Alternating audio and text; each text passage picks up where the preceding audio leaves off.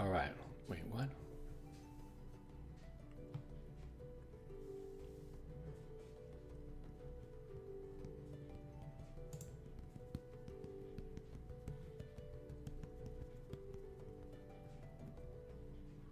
There we go. There we go. Okay. Hello. Hi. How's it going? How was your road trip to North Carolina? Or was it South Carolina? Was it good? When are you coming to New York? That's your next trip, I assume, right? Hope it was fun. Hope it was great. All right, here we go. Here we go.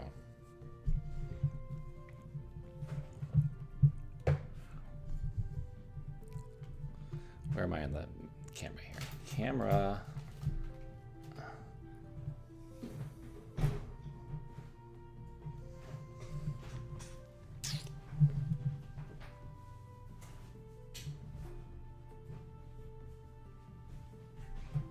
we go. Disco Lemonade, what's going on, my friend? How you doing?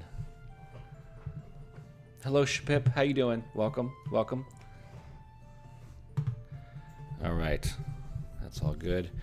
Question. Obviously, my audio is really good here, obviously, because I'm right here. Is it okay? Is it acceptable for my audio to be right here? Does that sound still decent? Because I would be... I want to make this the best possible viewing experience for you and listening experience for you, but I also need to be able to see what I'm working on a little bit. I'll be down for a road trip to New York. Yeah, wouldn't that be fun? Road trip. Oops. New York in the summer is hot, though, I will say. All right, I've got my various levels here all primed out, ready to go. Basically, today we are painting. We are working on these, and we're going to be adding little landmarks to them. Sounds fine to you? Okay, good. I'm gonna keep that the way it is then. Great. Back from overseas. Where were you in overseas? Where were you visiting? By the way, guys, I hope you have your thinking caps on today, because today we're going to be working hard on creating little landmarks and creating little ideas for things. So I'm going to create a little layer here for level 2. For level 3 called, I have one called buildings. That's pretty good. I'll do it called landmarks. Okay. Ooh, Kimberly. I'm sure New York isn't 95 like it is here, though. Yikes. Where are you, Kimberly? Wow, that's intense. Portugal and Austria for work mostly. Oh, that's awesome. What an amazing trip. Okay.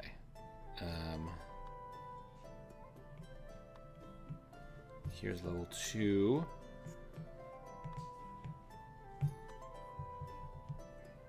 Okay. So today we're going to be brainstorming ideas for places and things like that. So I have here my iPad. I'm going to be doing little drawings and things like that. So I'm going to put here, again, there's a little buildings layer here. I'm going to change it to landmarks. And the idea of today's stream is it's going to be highly interactive. I need you guys, if you're listening to this right now, I need you to put your thinking caps on and help me think of some really cool ideas. I posted this on Reddit. I posted this on Instagram. I didn't get a lot of traction in either place, but that's okay. That's how the internet works these days. Just, in that it doesn't work. Alabama, okay. We got one Alabama, one Tennessee here in the room. So we'll be talking about these different levels, and we're going to come up with landmarks for them. Special things that you can find only in these places. That'll be kind of famous. So I think one, I'm going to have like a circle of stones kind of situation. Or like, so this is where the level 2 is going to start, right over here. Or maybe like, back here or whatever. And then the idea is you get to over there by the end. And one Maryland. What's up, Brett Duville? Hello, sir. It does get pretty hot in Tennessee too. Yeah, I would imagine. That's what I imagine Tennessee to be. Pretty hot in the summertime. So I have in the corner down there, see diagonally, I have summaries of the very, very, very brief summaries of the different levels we can go to in this series. So now, will I be able to get to these books? I don't know. I'm hopeful. I am optimistic. It is my plan to do so, but we'll have to see how the Kickstarter goes for Quiet Level 2 and beyond. But while I've figured out a lot of the story behind a lot of these places, I don't know yet the all the kind of landmarks, all of the set pieces that we're going to experience. And so today I wanted to solicit your thoughts on things. So I'll wait a couple more minutes for a couple more people to come, because right now we've got about 8 people. I'll wait till we've hit about maybe 14, and then I'll start digging into these levels, what we got going on here, and you can start offering suggestions. Or if you want, at any point, if there's a fantasy trope you like, if there's any kind of like fantasy that you dig, that you think is fun, that you would like to see reflected in my world, please don't hesitate. Let me know, and let's brainstorm some ideas, okay? So, I've been thinking about certain things like an archway, like a big archway, somewhere like a big arch. Also, a lot of these can be like magical locations. And Brett, you're a professional fantasy, workers, person who've worked in this realm for a while. So if there's anything that you can think of that you think would be that makes for a good fantasy trope, a good storytelling opportunity, whatever, I'm going to be looking at you, Haas, because this is a world you know pretty well, the world of fantasy.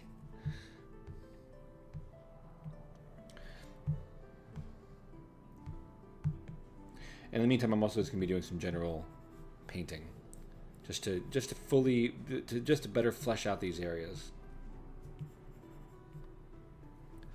What is going on? Why am I getting?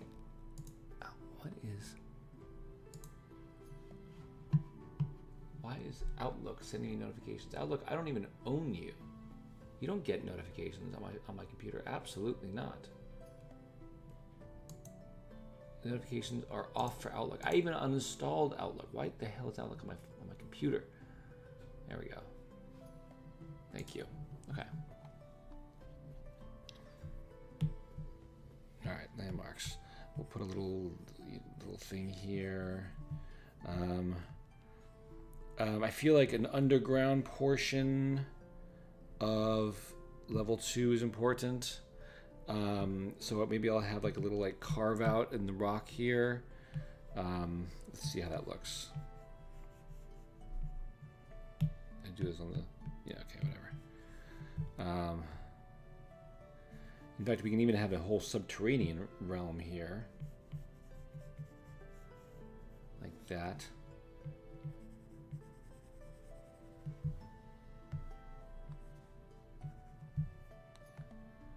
I do like the idea that there's this underground area, these like cave systems, kind of.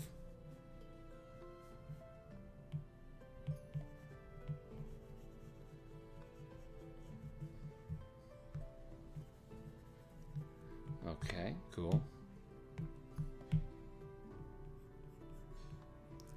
Just gonna flesh out ideas. So anyway, are there any fantasy tropes? Actually, let's put it this way.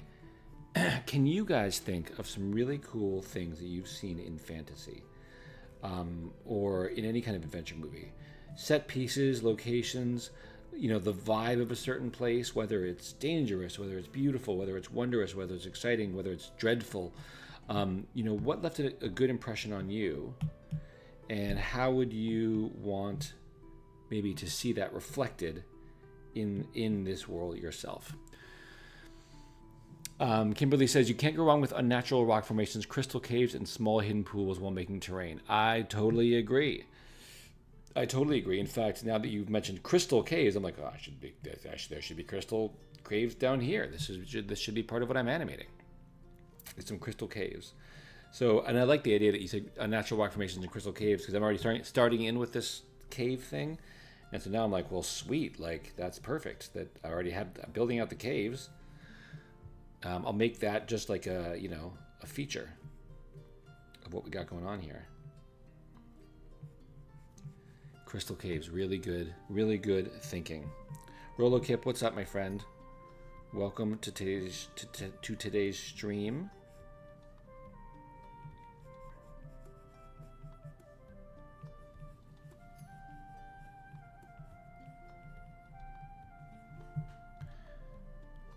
Okay, I'm going to, let's think here.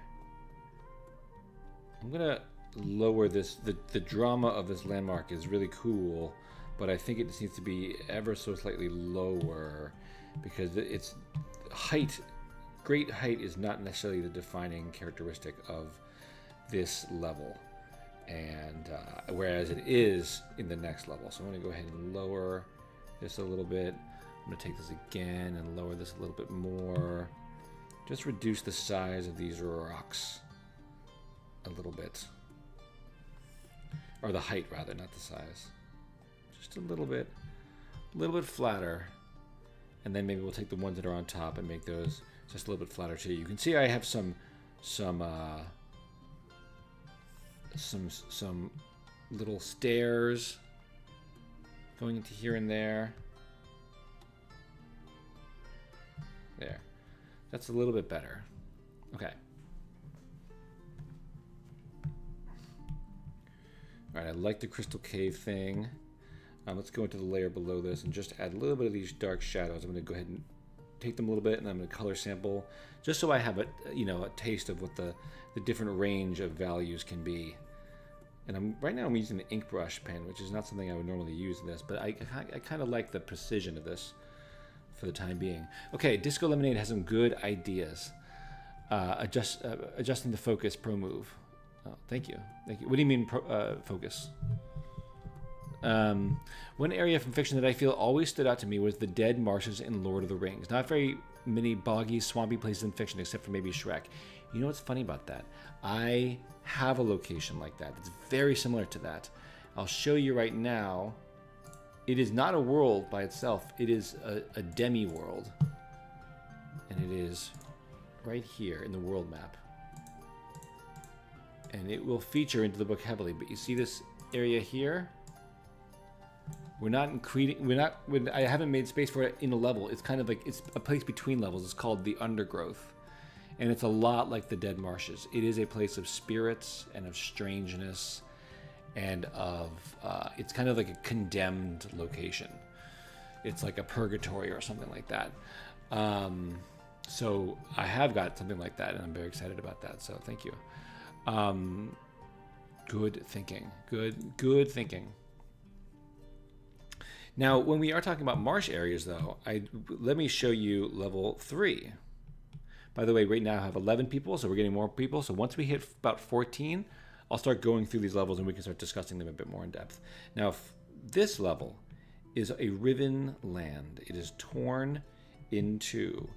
And spoiler alert, it may once have been 3. But this land has it has a water problem. As you can see here, snow gathers on the snow tops up here and melts into rivers that then flow down into the lower land, and the lower land gets waterlogged. All this water pours on it. And then it also pours down water, and that water goes down to level 1 of the labyrinth. So there is a bit of a water circulation issue within the Tree of Worlds. So, but if we're going to have a boggy land, it'll be down here, and that's a pretty good move here. Rolo says, in clarification, de-emphasizing the height to not detract from the height focus of other areas. I see, yes. Pro move was tongue-in-cheek, as you know. I followed you since you used your father as a model. Yeah, thanks, buddy. I appreciate that. No, that's good. You're right. I appreciate that. Brett Duville, hello, Chirix. Welcome. Ooh, 17 people are here. We've just blown past our number. Great. That means in a minute I'm gonna give you a top-down talk about what we're doing here. Some fantasy tropes, says Brett. Elemental spaces, i.e. a world in the sky, clouds, air, or fire, or water, maybe with some kind of archipelago, or floating city, or what have you. A highly ordered world, like a clockwork world, though it doesn't need to be steampunk. That sort of thing. Hopping on my exercise bike, so I'll listen and consider. Brett, I'm glad you mentioned the city in the sky, because check out level 4. It's not exactly a city in the sky, but as you can see here, we're starting to develop that different realm here. I've got these orbiting kind of like cloud layers of kind of material around it. It's going to look more alien, and I think what you're saying about a cloud city is a really great idea, and kind of transforming this and maybe thinking about this less as a half dome and more as a full dome with a structure inside, almost like a ruined, blackened piece of coral or something like that, right? Something that used to be bigger. Maybe it was clockwork, maybe it was engineered. I had been thinking about it as a world of metal and things like that, but rusted. Level 4 of the Citadel is a ruined battlefield with a giant fortress watched over by a dragon. So let's just take 1 second and play with this idea, shall we? I'm going to go ahead and take this tree here. I'm going to just quickly liquefy it down, make you smaller, whatever. And then I'm going to take this dome and I will dome it around more. So it's a bit more kind of encapsulating of this weird rounded space. And then I'll take the Citadel itself and we will narrow it down. You see how quickly I'm taking these ideas and just rolling with it, guys? This is the potential of today. We are brainstorming, we are having fun, and we are inventing things on the fly. So, by the way, the bottom of this area looks kind of like is like a cup shape. We can easily get rid of that and not have that be a thing. This like kind of cup shape of the tree. In fact, it seems to me that maybe this would be better off if we just tore out huge chunks of it and made it less like grounded on this thing and then more like, yeah, like that. Isn't that kind of cool? It creates a different vibe. Yeah. Chirik says clockwork plus blackened dead coral plus metal made me think of magical metal coral. That's what's up. That's what's up. I love that. Okay. So we can mess with that. So this can be basically the rudiments of level 4. Level 4 is its own thing. Level 4 is watched over by a dragon. The dragon is not necessarily hostile, I hasten to add. But it certainly is a guardian, and you don't want to mess with it. Kimberly says, I love how that small of a change can change the vibe of the area so much. I know. It's pretty cool, right?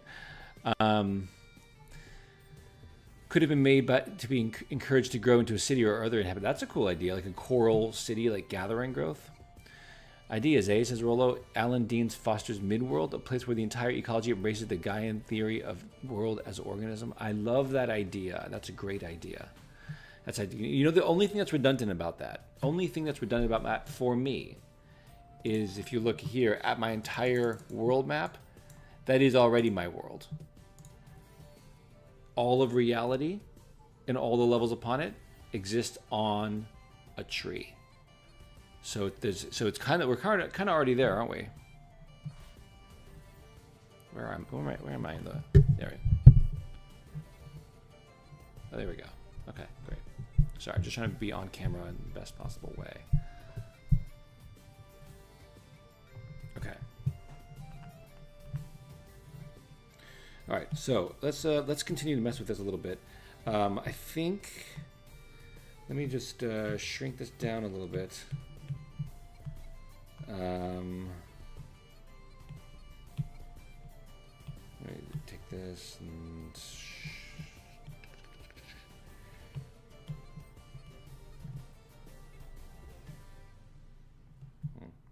I don't know if that's the right move or whatever, but that's fine. All right, okay. I'm just playing with the base of it just to see what's up. Okay.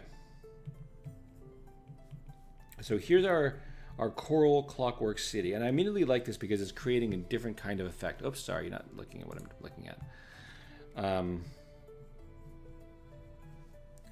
it just creates a different vibe. As Kimberly points out, it just changes things already a lot.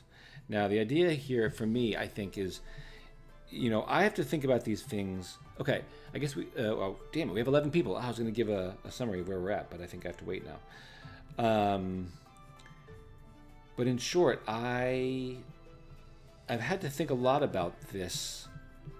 If anyone's read my Substack post called Map of Your Life, it's basically about how the success of the Kickstarter kind of has got me thinking about the forward looking, right? What's the future of Quiet hold? Because invariably the future of Quiet is the future of me, because I'm the guy, right? So what is it about Quiet? Where do I want to take the story of Quiet?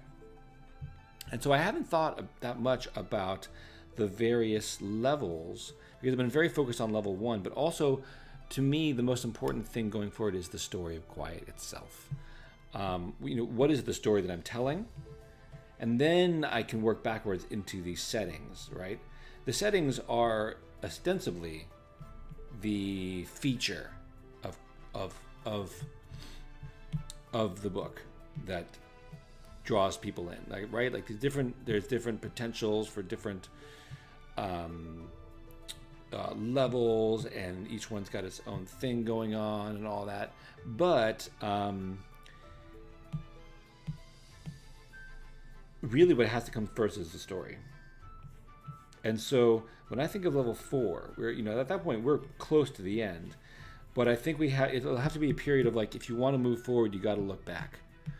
You got to know where we've gone to be able to get some sense of where we're going. And so I think that the idea of this kind of ruined world that is in many ways kind of like a ruined battlefield.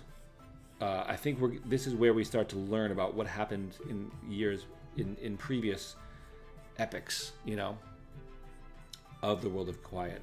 And so this kind of return to a ruined world is a cool, I think, a potential for both raising up the epic setting of the story and of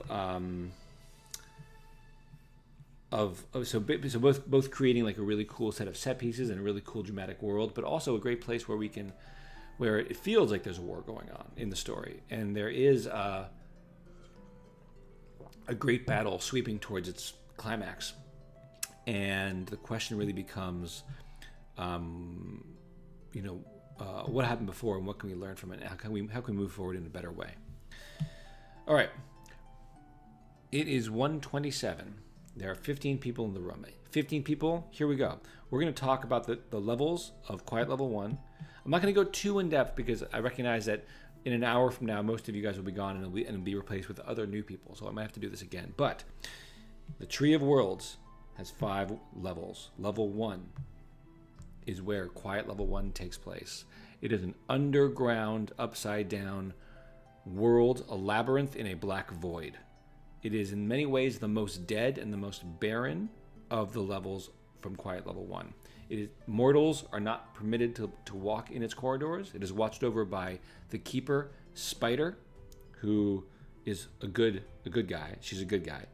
She's very knowledgeable. She's the weakest of all the keepers, but she watches over the labyrinth. And again, the labyrinth is where the setting of Quiet Level 1 takes place. Quiet Level 2. Level 2 is, imagine an arid landscape like Arizona or something like that, or like a safari style thing where it's like an African wilderness. There are great herds of all kinds of creatures. There are beautiful flowery fields. There are butterflies aplenty. It is a gorgeous land full of teeming with wildlife, for as arid as it is. And it is a place where there's almost like a scavenger hunt going on. You have to find certain things in the world and present them to Bear, who is the keeper. So Spider is the keeper of level 1. She's a giant spider very smart, can hear everything going on in the level through her whispering web. And she can also talk to spiders to actual spiders on all the other levels. Level 2 is bear. Imagine a 25-foot tall standing bear that is incredibly powerful and strong. He's a warrior. He cares about valor, honor, resourcefulness. These are the things he values. And so the contest here is of great adventure, and it's gonna be a lot of fun. If level 1 is Prince of Persia or Super Mario Brothers Underground, level 2 is Monster Hunter. How's that? So think about what you might want to see in level 2. We have underground caves, cool landmarks, but let's keep brainstorming and thinking of cool things. I mean, you can think of anything. Be like, oh, what about an astrolabe on top of a mountain or something like that? Or what about, a tribe of people with no heads? Whatever. Anything you want. Throw out ideas and how that might manifest in the landscape. Level 3 is a broken level. Level 3 is going to take our characters a little while to figure this out. But level 3, there's something deeply wrong with level 3. The rulers of this place are called the twins. I don't know what they look like yet. So there's spider rules level 1, bear rules level 2, the dragon rules level 4. I'm not going to talk about what rules level 5, but level 3 is ruled over by the twins. Think the constellation Gemini. But these twins are caught in an enmity with each other, and they have made something of a chessboard out of their land. They've broken the land in two, and they are at odds with each other. So one hero has to be the stand-in for one side, and one hero has to be the stand-in for the other. And they're pitted against each other. So it's kind of in this twisted game. But even the game, the rules might be broken. Because again, the gods who run this world are not doing well mentally and emotionally. As you can see, even the moon has been cracked in two. And one is on one side and one is on the other. So this is not a very sustainable world. The twins, they hate each other, they need each other. Yes, they hate each other and they need each other. Now, a hint as to why they might be crazy and what might be wrong. And you don't need to think about it too much, but it's just for fun. They may originally have been triplets. They may have been triplets. And the reason why there's only two now is integral to the story of the series of Quiet. So that's level 3. For this, if level 2 is adventuresome, wild, fun, all these things, this is where things start to get real serious and weird, surreal, and unsettling. This is where things start to turn truly bad in the world, where things start to feel like they're going wrong. So think weird, think surreal, think mirrors, dark curses, dark twins, things like that. There's a lot going on here. Mystical, creepy. Think about that. Also, there might be a standing army on both sides that are kind of like autonomous chess pieces, kind of. I'm just brainstorming. That's not part of the story necessarily. Level 4. And hello to everybody who just came in. Level 4 is, as I mentioned before, it's a near forgotten battlefield. It is a city of iron and stone. There's a battlefield below, but there's a tall climbing tower up the side of level 4. This is a place where there is true danger, and the danger was not placed there as it was placed in other places as challenges. Dangers here live here. Not evil, per se, but dangers. So this is a high danger. If you're playing a fantasy game, this is where you're about 3/4 through the game, and you're starting to find high-level loot and high-level gear, and you're fighting boss monsters, and there are lots of baddies creeping around. Iron and stone, creeping rust, bloodstains. Yeah, that kind of thing, Rolo. Exactly. You're in the zone. Ooh, Chirk says, hearing about the twins makes me think of bi or tri with triplets, radial symmetry, kind of like a starfish. I like that. Yes, think about that. Consider that more. Think about how that might play out. Think about, Chirix, I want you to think about a landmark that you think can be reflective of this radial symmetry in some way. This landmark can be a sculpture. This landmark can be a coliseum. It can be a building. It can be a feature in the landscape. You let me know. That's good thinking. Anyway, level 4. It's ruled over by a dragon who lives at the top of the tower. This is level 4 of the Citadel. And the last one, which we won't talk about very much, is level 5. And I don't know the right word for level 5. The other ones are like level 1 of the labyrinth and level 2 of the whatever. Level 5. I'm not sure what the word is. This is physically, this will manifest mostly as a mostly opaque marble of light. By the way, this is not the completed image up here, so sorry about the incompleteness of this. I was just doing it so I could figure out where things were located in the image. If you want to see the actual image, it looks like that. You see that right there? It's right. This here is the bridge into the heart of the Tree of Worlds.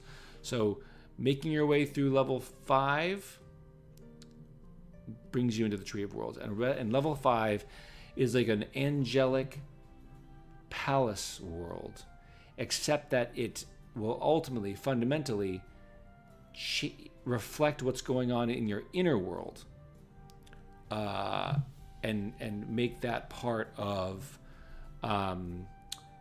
itself. So essentially, level 5 is going to be almost like, even though it's a place far away from where they started and all these different things, it's going to be the most personal. And it's going to actually feel like, as the stakes go up, the story itself and the cast of characters shrinks down to like just a few. So yeah.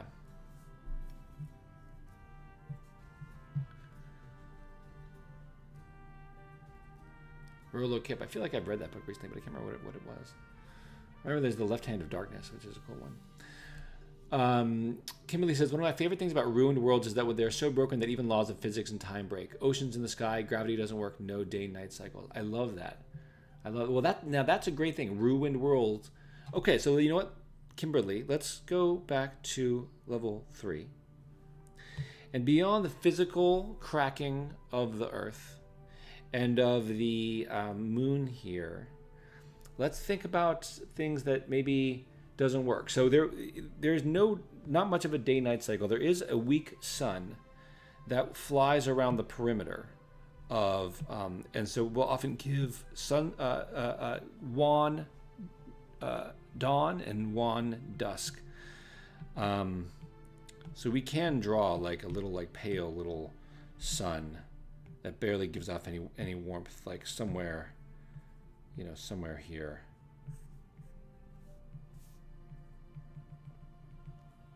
I don't know. Might not be worth even putting in there.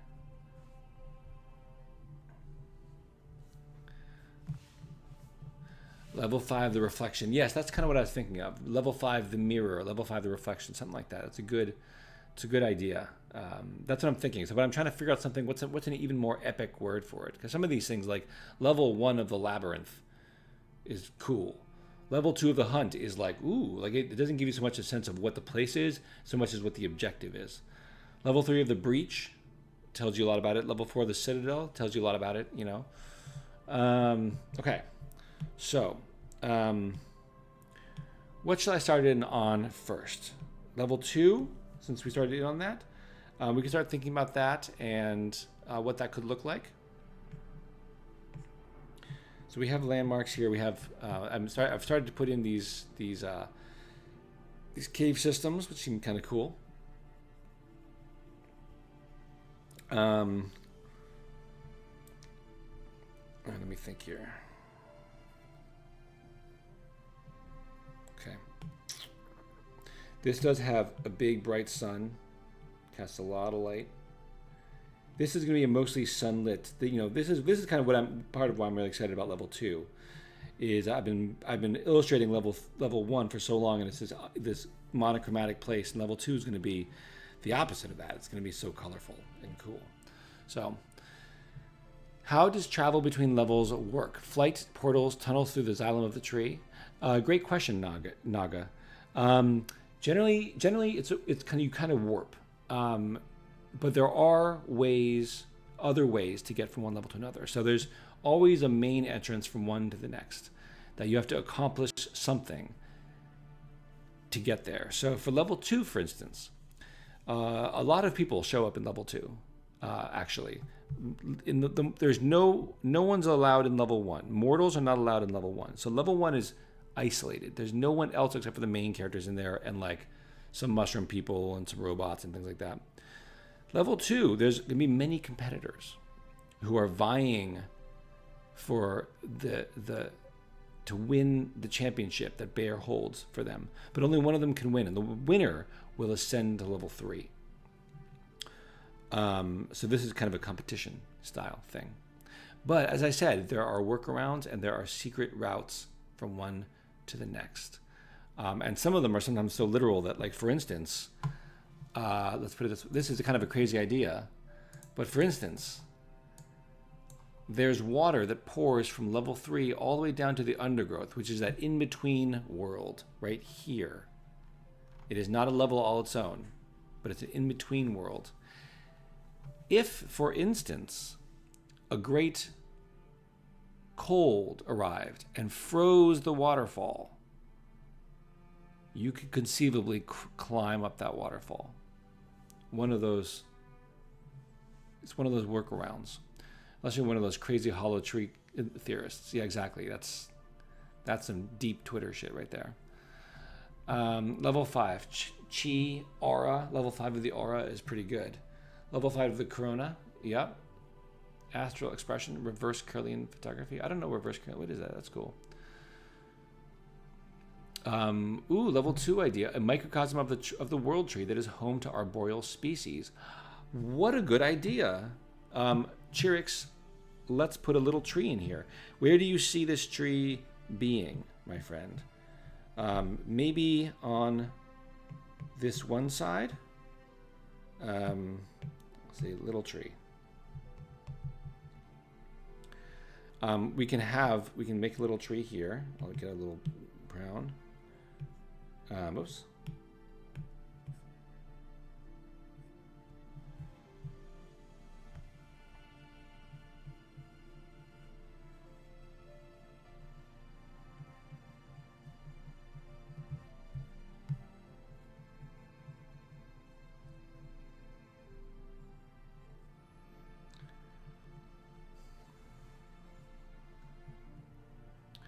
Ooh, I love the idea of time-limited stuff like an oasis which only appears under a full moon. Ooh, that's a great idea. That feels to me like a level 3 idea, because that's like mystical and creepy but like also beautiful, but like haunted. What a good idea. You know what? Before I even forget, let's just fly to level 3 really, really quickly. And we're gonna go right back to level 2, but let's fly to level 3 really quickly, and let's add in a mystical. Let's add in a reflective pool of water, a perfectly round reflective pool of water, and we'll put it somewhere more appropriate soon. Now this appropriate place might look better over on this side, but I'm going to put it right where it is now because it looks good now and there's more room. That's great. See, you're thinking like a game designer. Time-limited stuff. That's what's up. On your broken world, I see a sense of yin and yang between the two moon halves, and I wonder if the world would have mythology around those two twins and maybe hints at the triplet, which is the gray between them. Yes, for sure. I feel that. I definitely see the two halves of the yin yang for sure. And there is mythology. In fact, I have some of this mythology in level 1. So it's kind of like a letting you know what's coming. Great stuff. Love it. I'm going to put level 3 away for now. We're going to go back to level 2 and do this little tree here and see if we can come up with a cool tree design. Also moon rain. Ooh, pieces of moon. That's you know what? That's a great idea, because also the world of Quiet Level 1 is full of magical gifts, magical items. You know, like they're extremely classic in nature. You know, the sword of the lamb and the crystal fire blade, and you know, things like that. And having a piece of moon is a great way to both have something kind of cool and mystical be a thing, and exposition, baby. Exposition. Chirik says, I think a tree on the side by the trunk of the world tree itself makes sense. Kind of like a homage to the world tree that might have cultural note to the inhabitants of the second world. I love that idea. Yeah, I love that idea. So we'll do it kind of on this side. We'll draw some animals, we'll draw some plants. I like the idea that a lot of because also if we start level 2 here, then one of the first things we see is this tree full of animals. And now you immediately get a sense of, I see the animals that live in this tree fly out all over level 2 during the day, during the night, whatever, and they all come to roost here. That's a really cool idea.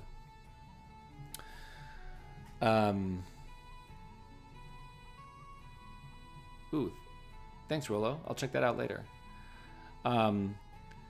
Level 2, I like the idea of, instead of having a regular sun, like the sun is made entirely of an enormous flock of phoenixes that flocks across the sky every day and is reborn every morning. That is really cool. That is really cool. What if we had to be kind of something like that? What if I'm just going to do this right now. What if we had little, like, flying things around the sun? So it's a storytelling opportunity now, but it's almost like they're like flame moths. Like are they drawn to the sun, or do they compose the sun? That's kind of a cool idea, right? That's kind of cool. Does the world tree have leaves? No, I don't think it has leaves. I think it has light and it grows like the cosmos.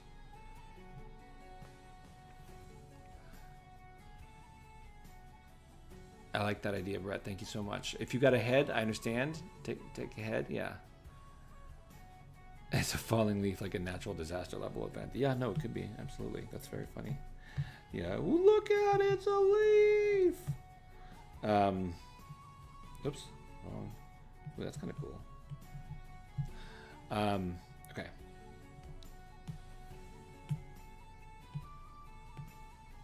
This is very helpful. Okay, so we have this tree here. And we can make this tree, we can give this tree can have leaves and all that. It should definitely look, weathered and worn. Right now it looks a little bit like haggard.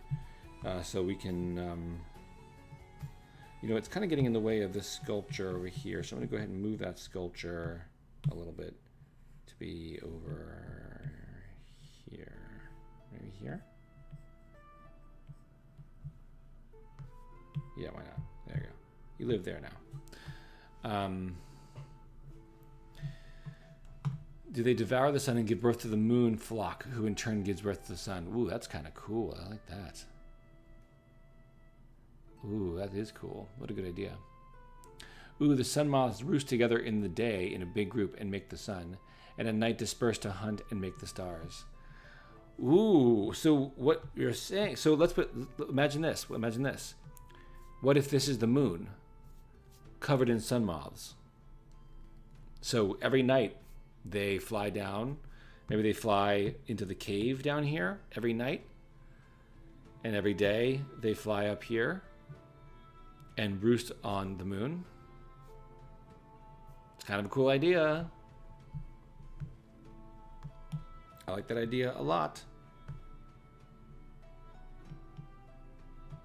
All right, I'm just going to go ahead and do some more quick rendering. I love the thought process. This is exactly why I'm holding this event today. And I'm disappointed I didn't get more people, being curious about it on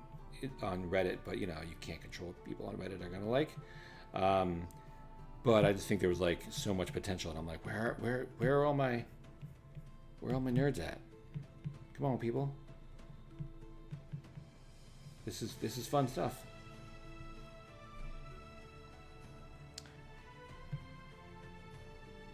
Yeah, I love the way you guys are thinking. This is very, very creative. This is very fantastical. And this is the point of fantasy, is it's to get your brain wondering, like, what if, you know, like, what if? Fantasy is like anything can happen in fantasy. That's what's so great about fantasy. All right, I love the idea of them roosting under here. Listen, I don't know which one of these ideas I'll use and which I won't. But the whole point is that I really like to offer up the board and get some suggestions from people, because I know a lot of people have a lot of good ideas, and I can't and shouldn't come up with all the ideas myself, because then it might get boring, you know, or it might get samey, you know. I'm drawing from the same well every time. By the way, did anyone here come from Instagram or Reddit or whatever, anything like that? Just curious. Just curious.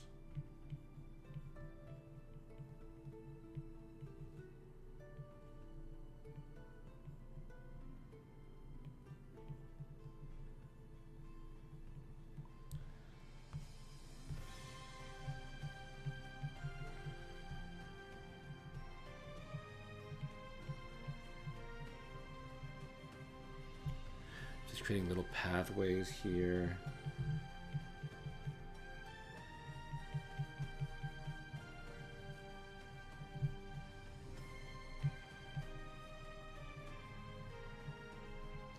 Create some of this reflected lighting.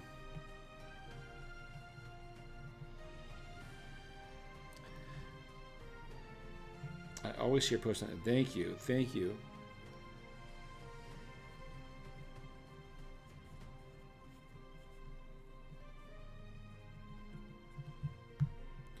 I don't know if that purple reflected color is correct. It's probably not, but you know, whatever. But to be honest, these days I only follow you on Twitch, but I get the notification on YouTube. Okay, great. Okay, cool. Sabrina says, I follow updates on Instagram. That's how I caught today's stream. Great, great. Cherrick says, I've been following you on Instagram for something like 10 years at least. That's awesome. Thanks, man. I appreciate it. I love that. I love that. Thank you. Okay, this tree is cool. Let me go ahead and gnarl it up a little bit. So I'm going to go ahead and grab my liquify brush, and then second we're gonna I'm gonna add some foliage. Question, guys: what color should the foliage be on this tree here? Look at here's the environment. What are we thinking, foliage-wise? I mean, it could just be a bright, beautiful green with flowers of a particular kind. But I'm open. I'm open to suggestions, y'all. Maybe some shade of red. I think some shade of red, right? That sounds like kind of a cool idea.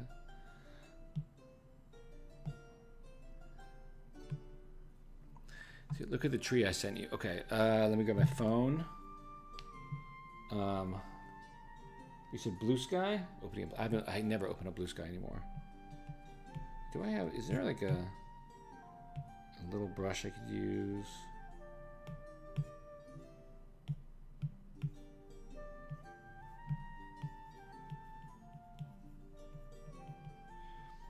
Oh.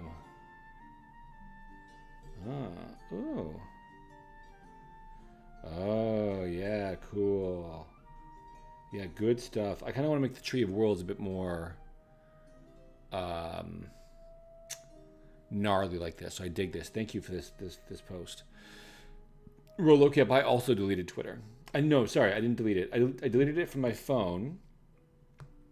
This is the kind of tree that Rolo is talking about, by the way. You can just see it over there. Gnarled old tree. There we go. Can I?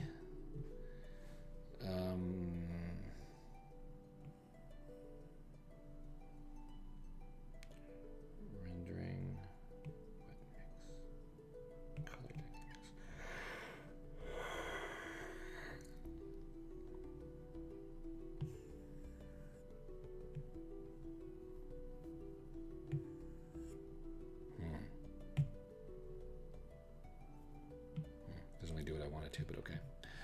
I'm thinking for flowers, taking inspiration from moonflowers for a night morph and morning glories for a day morph. Morning. Ooh, what's a moonflower? Let's see here.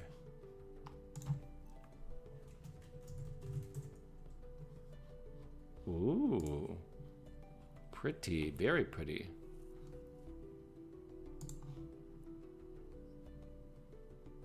Cool. All right, let's say that's a cool tree, because you know what? Also, this tree is like very clearly a landmark, right? Like there's something there. Just experimenting with slightly different range in color dynamics. Okay, let's try that. And then for the wood itself, I don't want to. I mean, I want to go white, but now it looks like weirwood. So I think I need to go maybe a pale bronze maybe color to play off the landscape. What do we think?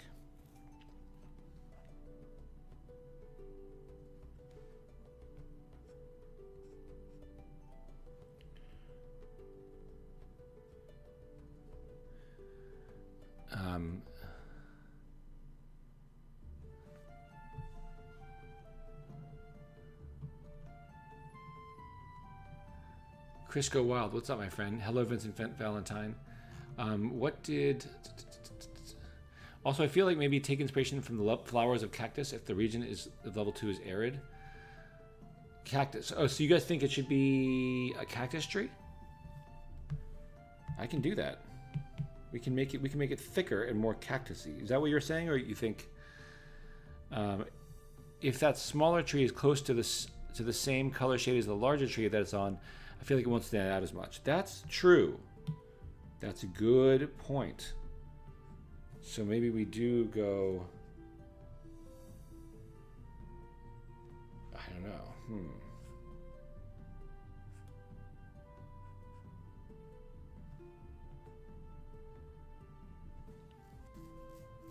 Hi, Grim Vendego. Crisco, wow, that's a good point. That's why I'm kind of messing here with the color. It's hard to pick a color that's not like actually tree colored. I'll go with that. So darker then. We'll go darker, and then the leaves will be brighter. Let's make the leaves brighter. Why not? What do we got to lose? There we go.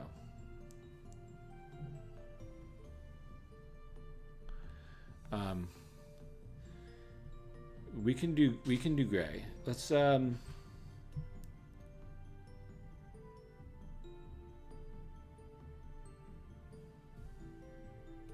I like that. Okay.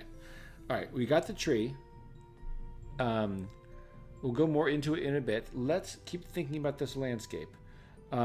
Let's think about a structure. Now, this is not a very popular place with a lot of local residents. It's mostly wildlife. So not a lot of cities, really. But let's think about... I'm literally thinking about, like, a bed and breakfast or, like, a tavern. Do you know what I mean? And we can put it... And I'm thinking maybe it would be good right in here, like, nestled right in there. I do want a tavern. That is, like, almost like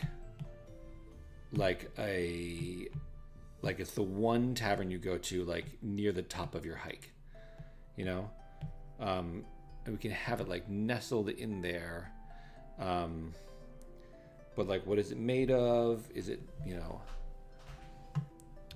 adobe rammed with earth pueblo? Yeah, see, that's I think that's a great idea. Let's do adobe pueblo house. Yeah, great. Great. Now, Adobe seems to rely on a lot of kind of straight whitewashing of things. So let me make this a little bit more tiered, maybe. I'm trying to make space. You know what I'm going to do really quickly? I'm going to go ahead and I'm going to make space in here. I'm going to ram this open under here. I also need to then raise this. Okay.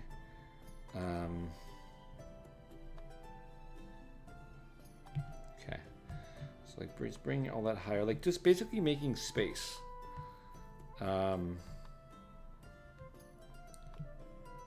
there's a little bit of like a Pride Rock action, you know, a little bit of Lion King going on over there for sure.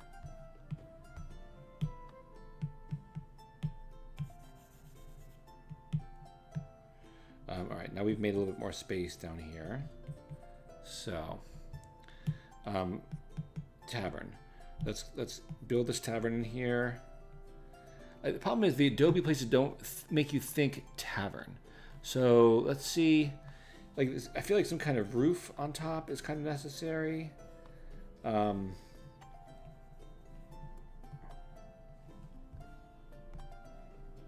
obviously it'll be kind of in shadow as well, so we have to kind of accommodate that.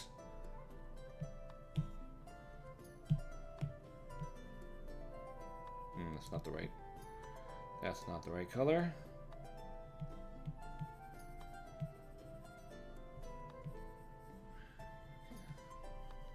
The tree would exist near the water source, would it not? Oh, I got a lot of good stuff here going on here. Let me check in the comments here. Anasazi cave dwellers. What is that?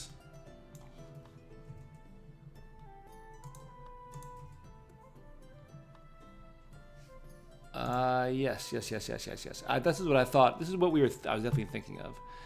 If there's a small population of people in this section, what's the reason they don't all gather under the one large tree? I think probably because that tree belongs to all of the wildlife, especially the flying wildlife. I feel like if you built a place there, it would get covered in shit. They can even make that joke, be like, well, we settled this place under the tree, and then just the amount of crap we had to shovel off every day. Tons. My mind adhering structure. Bear-like valor. There's a Colosseum. There are lots of animals. There's a tortoise that ponderously wanders the levels with a Colosseum on its back. I love that. Very Elden Ring, my friend. Very Elden Ring.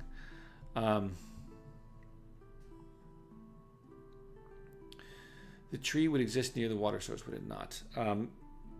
If there's a water source. Yes, I don't have a water source here, do I? Probably there should be a watering hole, though, right? Yes, of course there should be a watering hole because this is a wildlife preserve. That's kind of how I've pitched it. In my mind, that's literally I call the keeper of this place, whose name is Bear. I call them Warden. That's kind of like their title within the world of level 2, the Warden. And so it makes sense that like there should be a watering hole here. And, you know, of course, it's then going to be like crocodiles and things like that. You know what I mean? Like that's a cool idea. And then the tree over here is close enough that you can imagine whatever underground leakage there is, it's tapped right in. You know what I mean? The people don't want to fight with the animals over who gets to be under the tree. I wonder why. Maybe the animals are stronger. Maybe the people have respect for nature.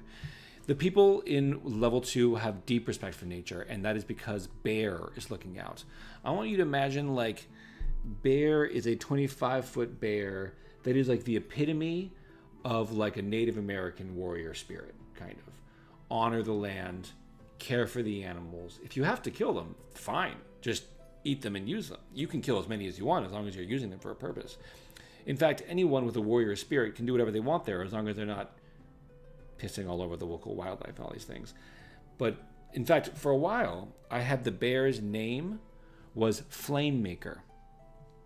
Because I learned from my cousin in South Dakota that good, healthy grassland should burn once every 3 years for maximum turnover of nutrients and all these things. So I thought to myself, what a crazy cool idea that Bear has to burn.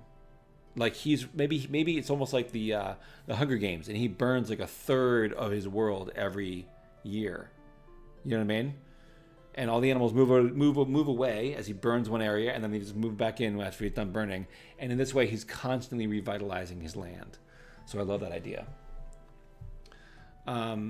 Bear is a bear. Got it. I'm on board so far. It really is like, what is it, the cartoon idea of like the Native American? Like it's. I'm generalizing here, and this is not actually what I'm going for, but you understand the vibe of what I'm reaching for with this character. So, in level 1 of the labyrinth, the keeper is Spider, and she is a giant white spider with a face on her abdomen, and she's not creepy. She's actually very cool looking. I think she's not designed to be creepy, but she's wise, she's clever, she's listening, and her duties are to the tree itself. And she will kill anybody who's a mortal down in level 1, or she'll arrange to have them killed by level 1 by itself. Not out of malice, but because level 1, under the root structure of the Tree of Worlds, is the immune system of the Tree of Worlds.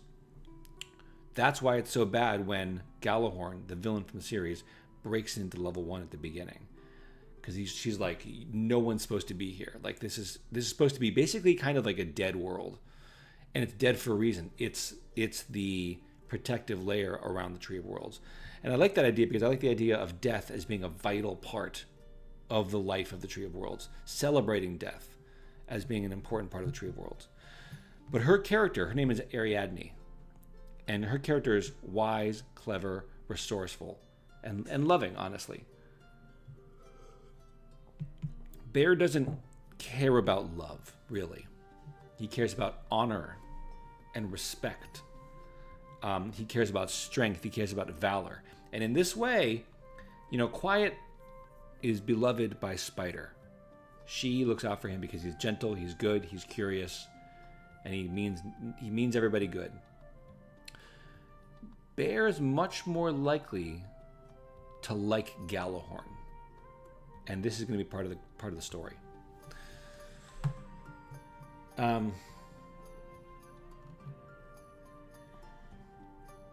Good questions all around. Monitor lizards in level 2 are watchers. Ooh, a monitor lizard. Bro, I love that, Chirix.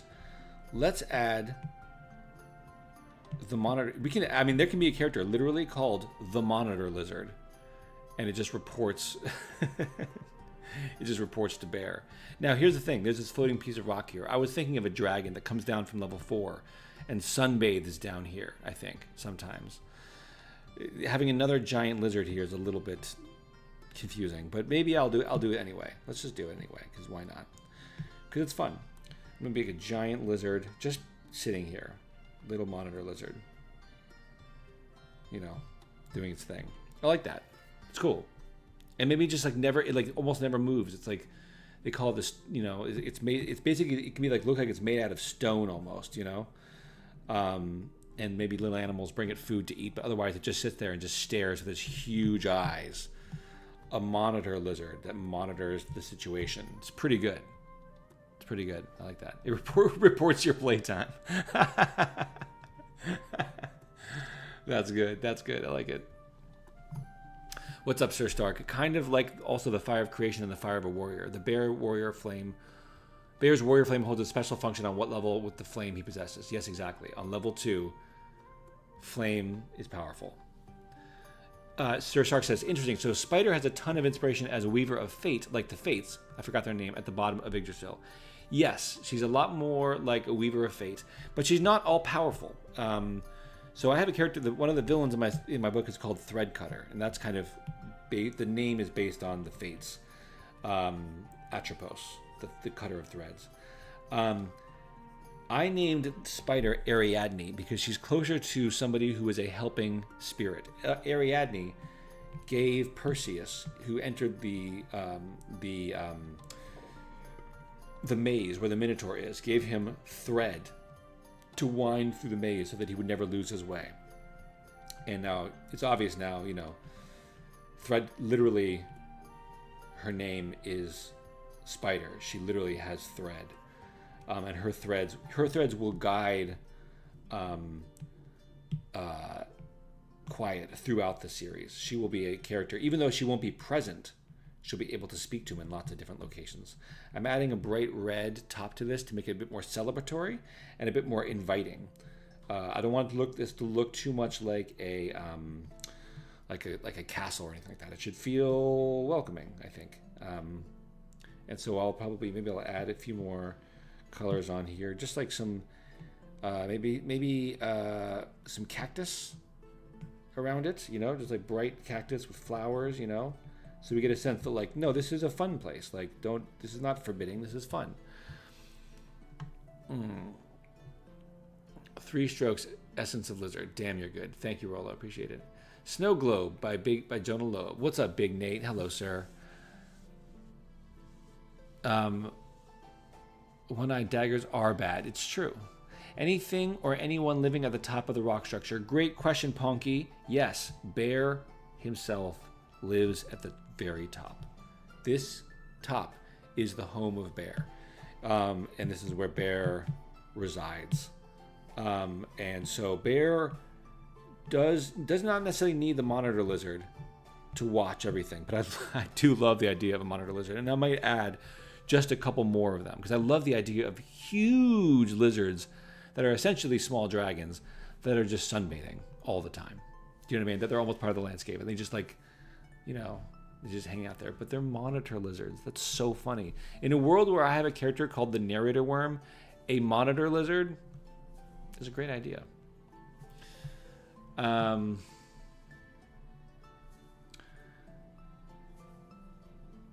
Mediterranean red tile roof. Yeah, that's kind of the vibe, right? That I'm going for.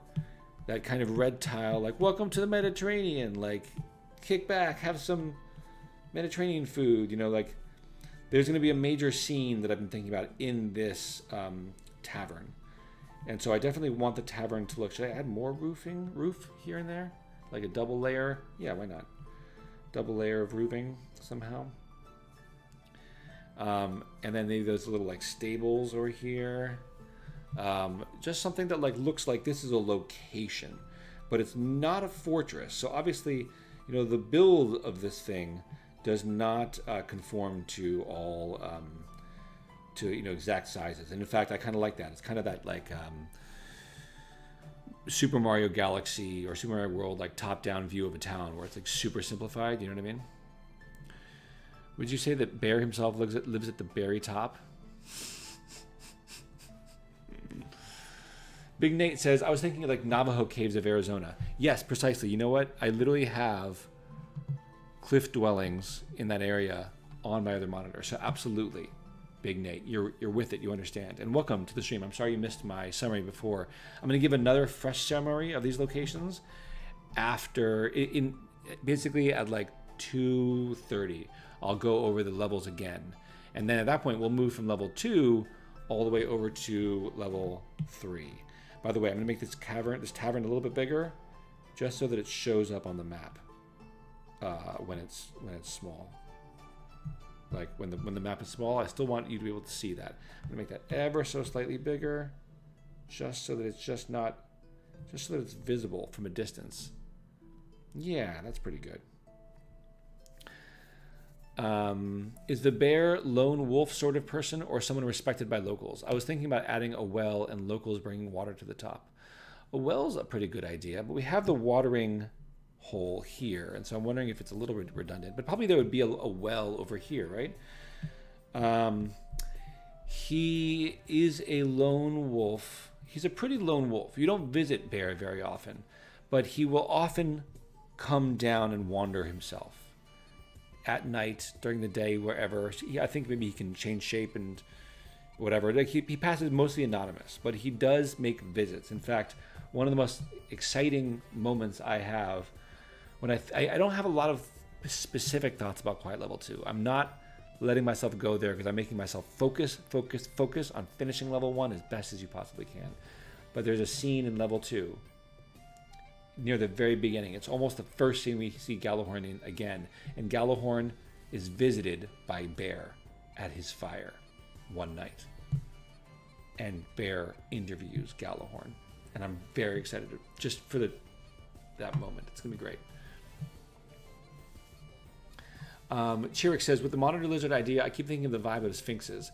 You know, I thought about that too. One can't help but compare that. I have to veer away from that though, because while I want sphinxes to be everywhere in the Tree of Worlds, like different kinds, all the time, I already have a sphinx in level 1 who asks riddles. So I'll show you. So I can't do another sphinx that looks is giving off the same energy. If anything, if there's another sphinx, it has to look like something like, I don't know, small and cute or something like that. Here's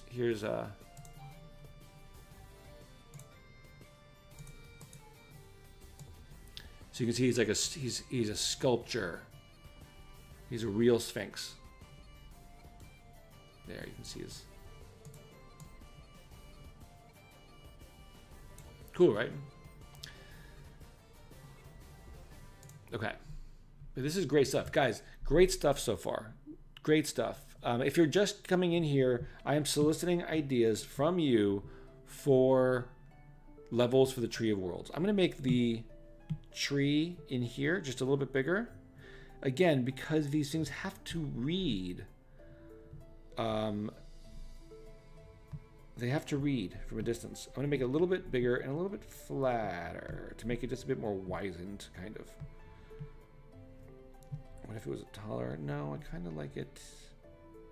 Let's think here. A little bit squatter, a little bit big. Let's make it bigger and squatter. And maybe place it up here. Is that too... I kind of like the balance of that. And there's some potential. All right, well, why not? We'll put it right there. That sounds good. Could you do a totem pole design for a sphinx to tie in with the Native American vibe? Totem poles. Great idea. Yes, I come from the Pacific Northwest originally. I love a good totem pole. Oof. Yeah. And you know what? Level 2 is exactly the perfect place for a totem pole. That's dope. Good thinking, Painter. I didn't even know if you were still here, but you were here and you were listening and you were fucking ready. You had a great idea. Let me move the sun. Let me move the sun and its little sun moths. I love the idea of these moths. I don't know if I'm going to stick with them, but I tell you, the idea does fit really well. It's a very good idea of these moths that gather around the sun, or that they are the sun, and they maybe it's always the moon, but when they cover it, it becomes the sun. It's a great idea.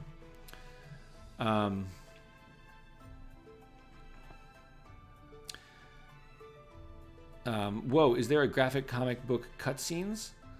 Well, I mean, this whole thing is part of my graphic novel, so cutscenes. I don't know what you mean by cutscenes.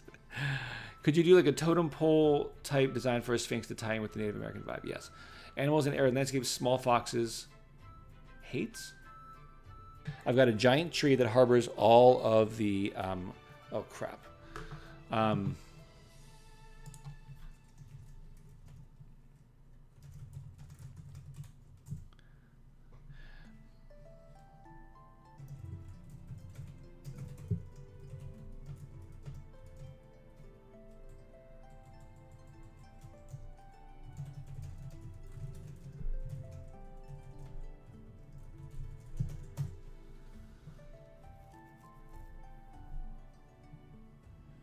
Okay, I need to reconnect this.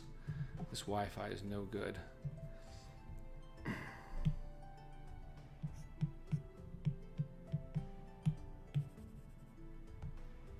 And I think we're back. Okay, the spinning wheel of doom comes for us all. I think you're back now. And there are stylistic vibes across the trio that are very similar. I love that idea, Chirix. I love that idea. Let me put in this totem pole first. Totem pole.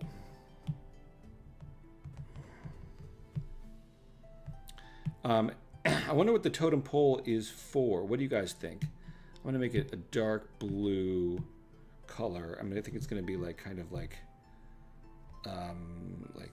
leaning a little bit over the water. And then I can go with some browns, colors. As you mentioned, some some red ones, red patterns. and then some bright blue, as you mentioned, blue. And then we can have little, little like, the little extrusions or what have you. That does not really look like a totem pole. That does not look like a totem pole at all. Terrible. Okay. That looks nothing like like a totem pole. All right, let's do this real quick. Brown. Start with brown. And we'll make it mostly visible. There we go. A little bit less dark. A little bit less dark.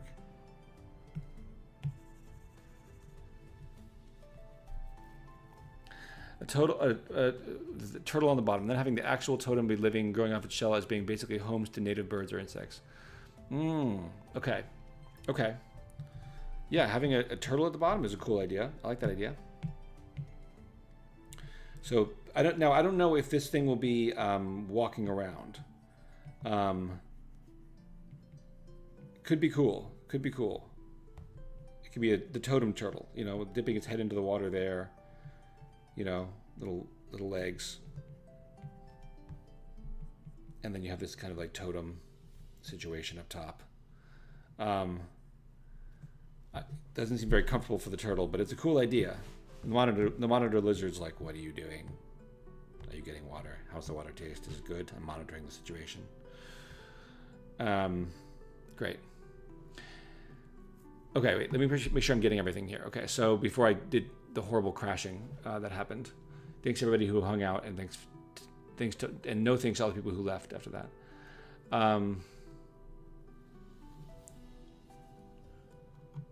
Scarab beetle's a great idea, yes. Okay, what about the totem bag worm? The totem bag worm? Tell me more about that. What's going on with that? Idea for level 2. Camps gatherings, maybe in caves, hidden places too, for competitors to temporarily come together to stand better chances against lone, tough opponents of the realm and other groups. Hunting together, exchanging experience, people leave when they feel they can ascend on their own later. I like that. Well, I think I think down here is a great place for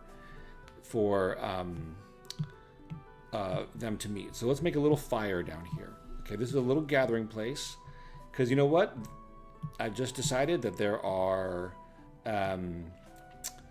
creatures down here that are big and scary, and that if you want to defeat, it behooves you to get together with other followers. And it makes sense. I can even work that in narratively, because you can have like I was going to have some people gathering in the tavern, and I can have some people talking about how they just got back from like this expedition down below. And I think there's crystals down here, right? Like I think there's, oops, this is the wrong layer. I think there's crystals down here. Someone at the beginning, Kimberly, had mentioned crystal caverns, and I love that idea. Wait, why did I hide that? Oops, there we go. That's a lot right there. Yeah, okay, that's fine.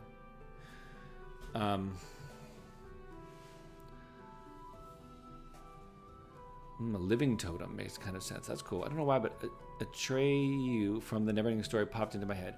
Oh, definitely. The landscape is very similar, right? There's a lot of this vibe, for sure. Loved Atreyu. By the way, I looked at pictures of Atreyu now, the actor. Man, he is not like Atreyu that I remember. Okay. So let's just expand this out a little bit. Maybe get some lit interior or whatever.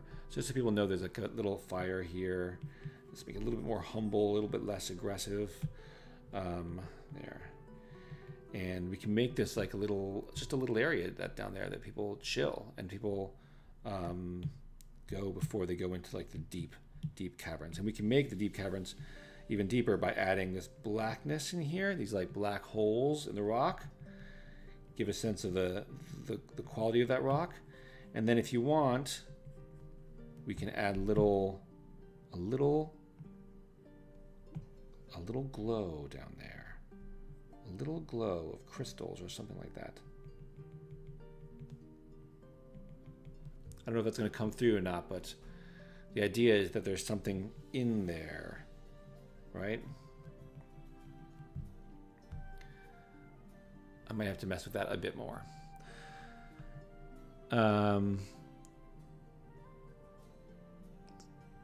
Bagworms make their shells out of, what are bagworms?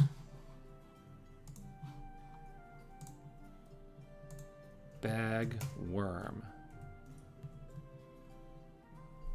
A bagworm moth. Oh, interesting.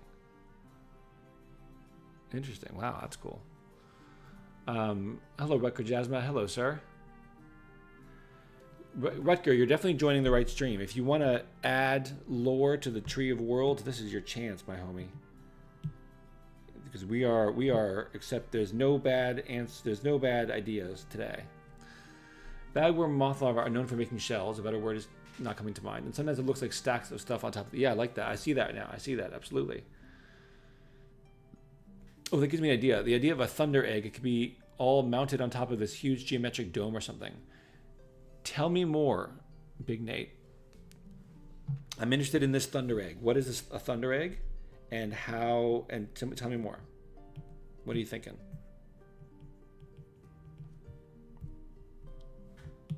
Oops. We have fire, okay. So fire, okay. I'm gonna go ahead and just to flip this real quick, just so I can see things a little bit different. Ready? There we go. Just so I can see things a little bit differently now.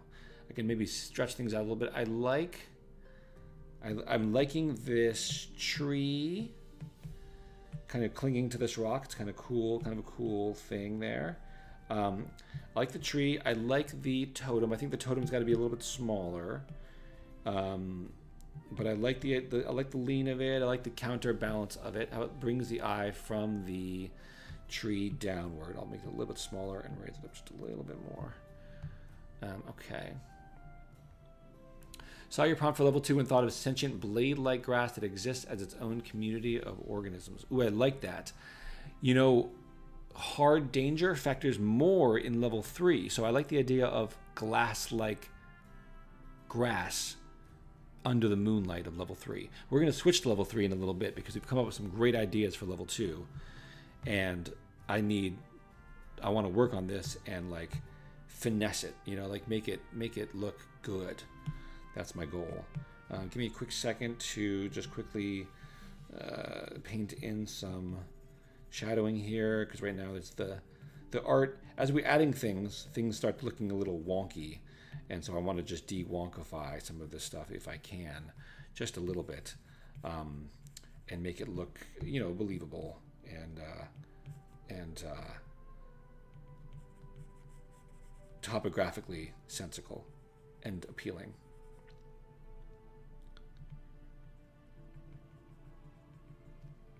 Okay, this is looking friendlier up here in this corner here. All right, I'm gonna add more of these kind of rocky hills that kind of go down here. I think there's gonna be kind of some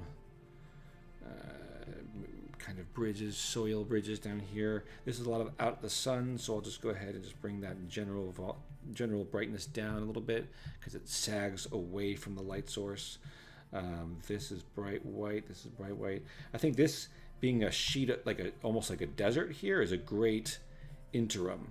I don't really have deserts otherwise in any of the levels, and this is the closest I have to a desert. So I like the idea of like it becoming really sandy right in the middle there, and then picking back up into these lowland,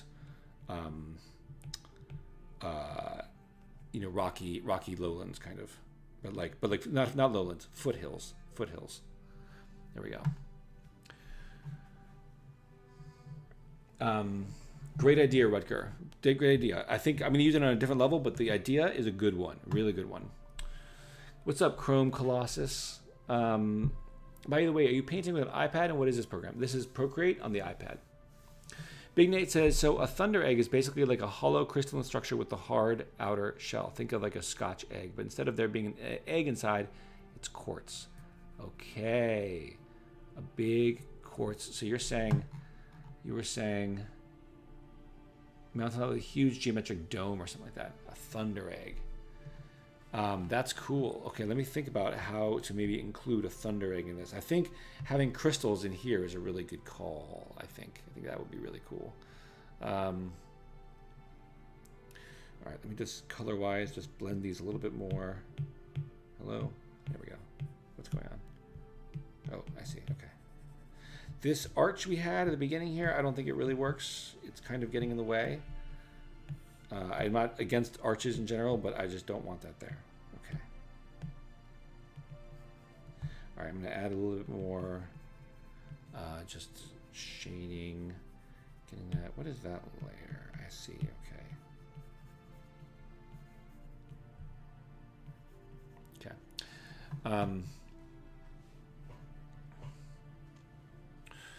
Yeah, no worries, Sir Stark. If you look below, if you're watching, you're watching on YouTube, the actual graphic novel, Quiet Level 1, has already been written. I am soon moving on to Quiet Level 2. So I just put a link in there for you to check out. And I think you'll really enjoy what you see. But by the way, if it's not apparent, the graphic novel has tons of shout outs to video games. It has places called Level 1, Level 2, Level 3. It's got places called Waypoint. It has Room of Gifts. It has all kinds of things like that. How do new branches get added to the tree? I don't know yet. I'm not sure. I think different trees have different branch limits. I'm not sure though. I think after a certain point, there has to be, you're right, the potential for a new branch. That's cool. Rucker Jasmine says, thanks. It's so exciting to see how this project has developed with level 1 almost done and you moving to the other levels. Yay, Quiet, and Jonah. Dude, I'm so excited, Rucker, for you to get this book. I'm so pumped for you to get this book. It's going to be so great. I'm working on it all of the time now. All of the time. And I'm close.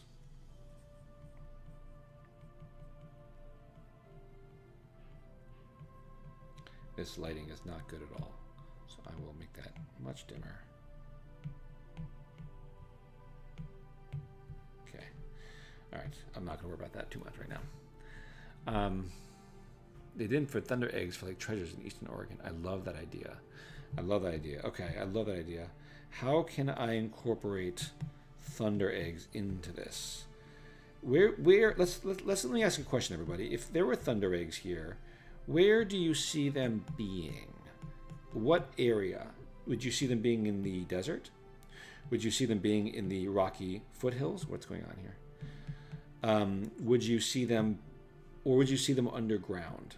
Which of these places do you think is most likely a home for Thunder Eggs?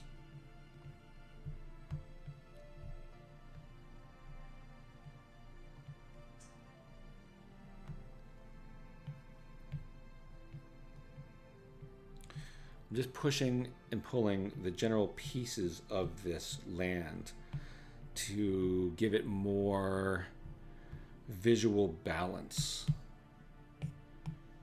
Make it feel like these big flat areas stitched together. Not stitched together, sitting on top of each other.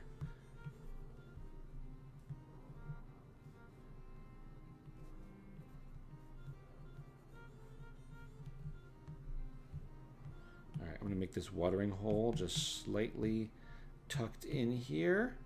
A little higher, a little bit smaller. And is this watering hole, probably it's fed, do you think it's fed from a river? I think it's maybe fed from a spring from below. I don't think it's fed, I don't think there's any rivers here. I think it's dry. Because I like the idea of one watering hole for an entire land. Don't you like that idea?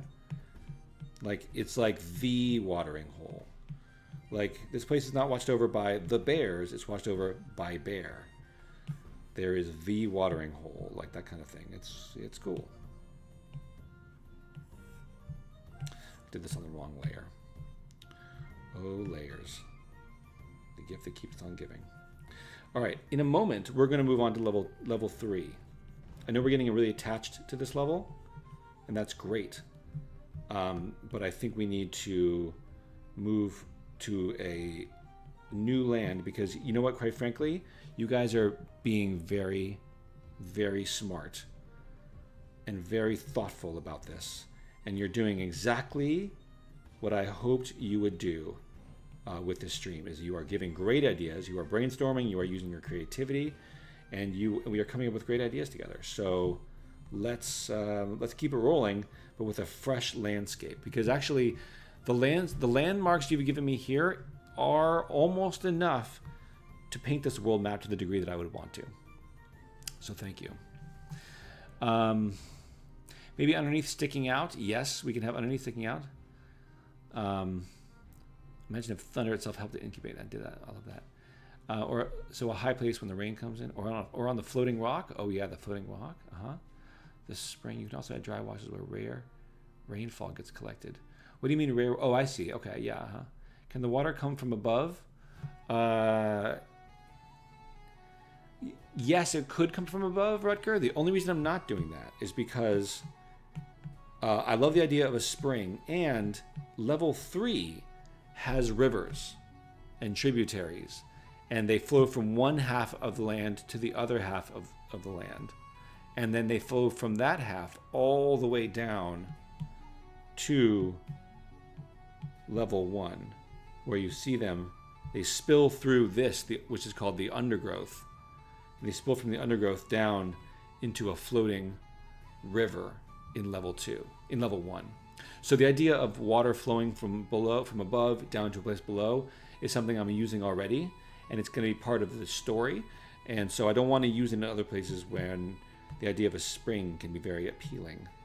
Because also when you say the word spring, it kind of makes you want to like drink fresh water, fresh water. It makes it a little bit darker around here just so you can kind of see it. And just making it a bit more of a landmark. Oh, I like that. You see it's starting to take its own shape, that kind of thing. It's looking good. It's looking pretty decent. Okay. Well, if new branches can come, then old branches can die off too. Yes, and Big Nate, a dying branch is a main part of the story of Quiet Level 1 and Quiet and beyond.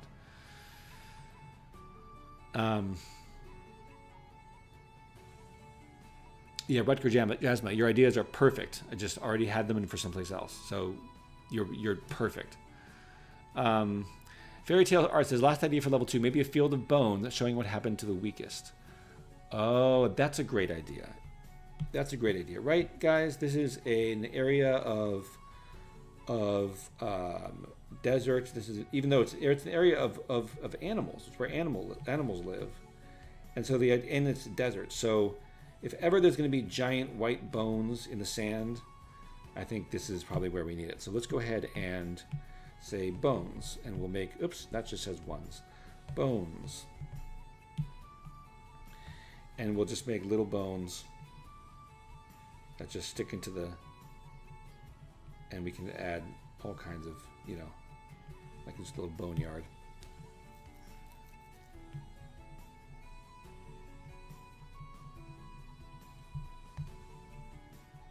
So like just to get down through this, down to the area where there's the caves and all that, you have to kind of go through this area of graves.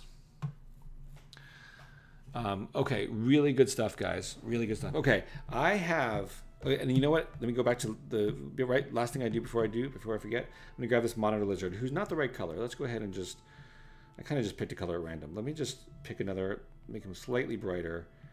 Pick a slightly different color. What color is the monitor lizard? Maybe like a light lavender purple, let's call it that.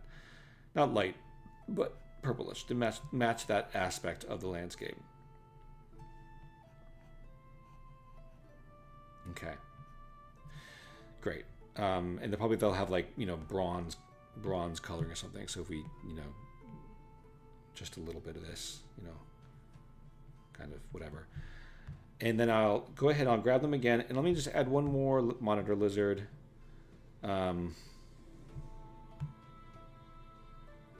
Somewhere, I don't know, over here or something like that. I don't know. Whatever. I just like the idea of a monitor lizard. It just makes me smile. When you say monitor lizard, I was like, oh, it monitors. That's so good. Spring from an earth element world. It makes sense. Yeah, that's what I thought, right? A spring. It makes sense. Comes up from the earth. Not to be weird or disgusting, but the totem looks a little phallic. It does. But that's the problem with totems in general, Wonder if Quiet will be startled face to face with bones. Yes, I would love to see him wandering through bones. That'd be great. Back after being AFK for a bit. Great. Welcome back, Chirix. Time for work. Bye, Nate. The watering hole, the tears from bad dreams. Thanks, guys. Ooh, I like that. Guys, okay, great. So I am going to we're gonna call level 2 settled because your ideas have been fantastic, and I want to use my time with you to also examine level 3. And if we have time, and if you guys are still up for it, we can see what's up with level 4. Shall we? All right. That's level 2. Level 3. There's level 3. Okay. While we're thinking about level 3, let me just quickly go in here.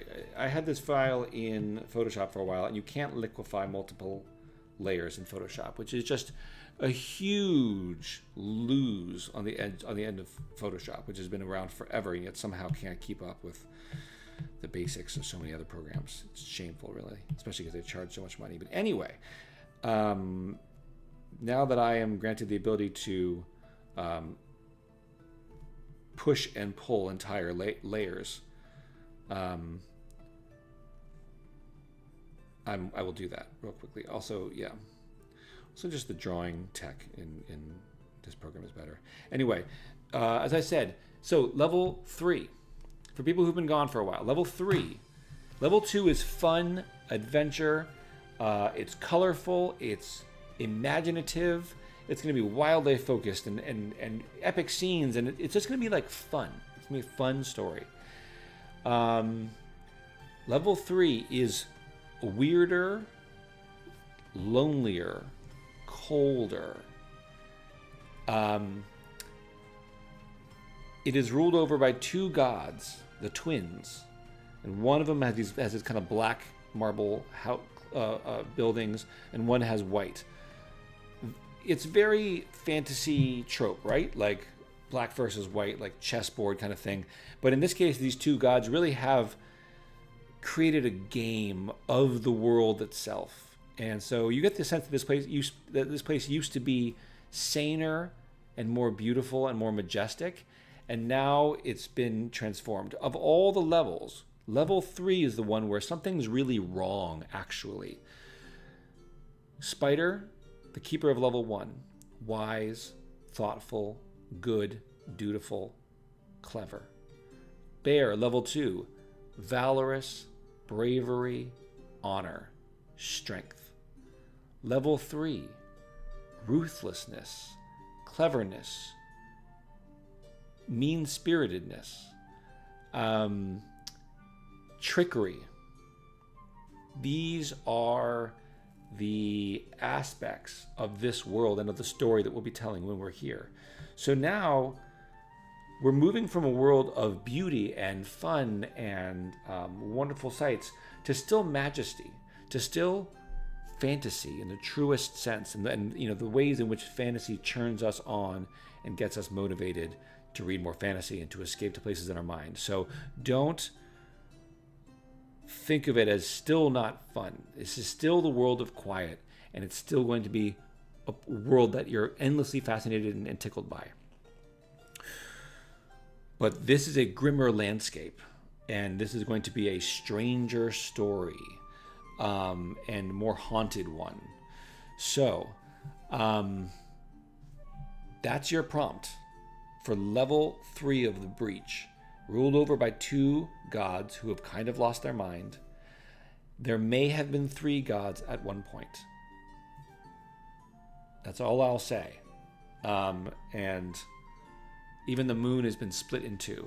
Now, as you can see, it's got a very Skyrim vibe, right? It's a very Skyrim vibe. It's a snowy land. It's got mountains, and it's got these auroras, you know, so it's still beautiful. But it's beautiful in the way that a cold land is beautiful. This is the world of Elric and of the Viking legends and things like that. So, you know, think Skyrim, kind of, right? Like, think that, but just less wild in many ways.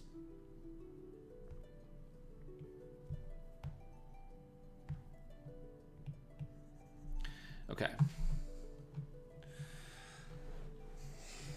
Okay. Fairy Tale Art said, ooh, Ponky, maybe the other monitor lizard could be wrapped around a rock next to the tree. Great idea. I'm going to do that. Thank you. Fairy Tale Art says, idea for level 3, a weird place, maybe a mirror, shrine, lake, open, ruined temple, like else in the realm, where the winners of level 2 end up before being involved with level 3. So this is kind of where they warp in. Is that what you're thinking? Like this is where they begin? I like that. And maybe it should be in the middle somewhere. Do you think that it should be in the middle? Maybe it should be in the middle. Maybe I should add a land that kind of floats right here and becomes the middle ground between the two lands, you know, something like that, and just have a temple right there in the center. Doesn't that kind of work? Does that work for you guys? It kind of works for me thematically. It's like whether or not we start the book here or not, having this central location that has in it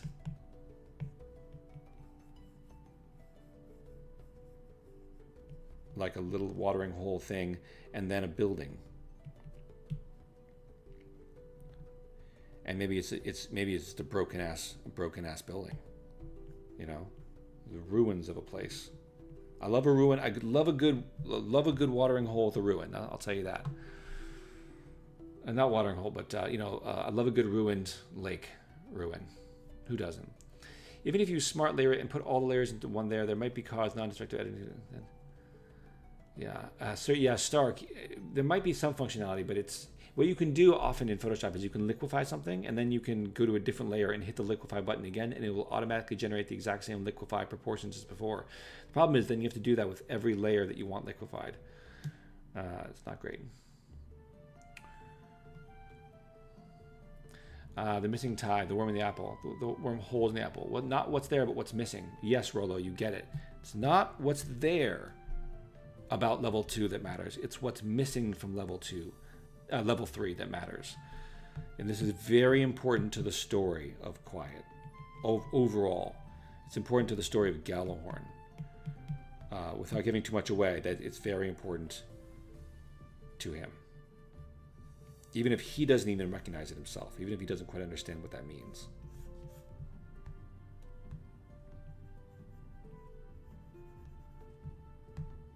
Just adjusting that water. Okay. Maybe I love the way you're phrasing that, by the way, Rolo. I hadn't thought about it that way, and I really like that. Rutgers says, maybe integrate the concept of polarization, black and white ideas, and Quiet being gray, and therefore an outcast. I like that. Yes, I like that. Absolutely. Let's integrate more the idea of these polar opposites, and let's create more of these this land here. So both of the twins are kind of they're not good guys, right? So how do we articulate that in the architecture? So I think the architecture will be like maybe low and squat and dark, almost like necropolis style, you know, like dug into the hills, maybe, whatever it is, I don't know. And they have bridges or whatever it is, you know.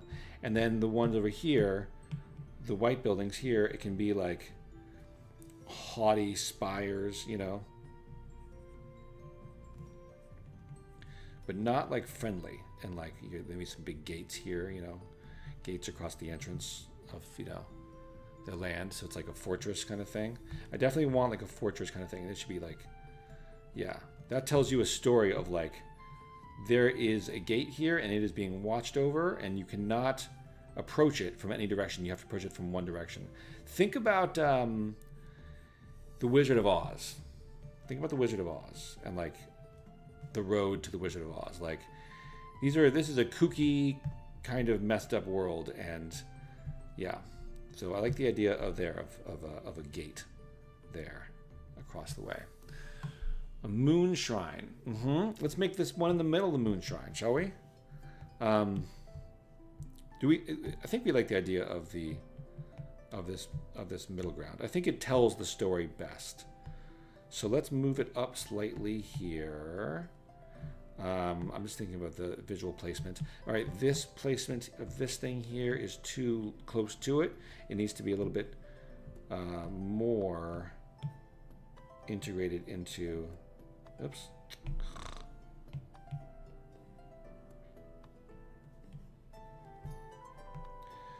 All right, it looks now it looks more like a step down, but it doesn't look like the way down. Okay.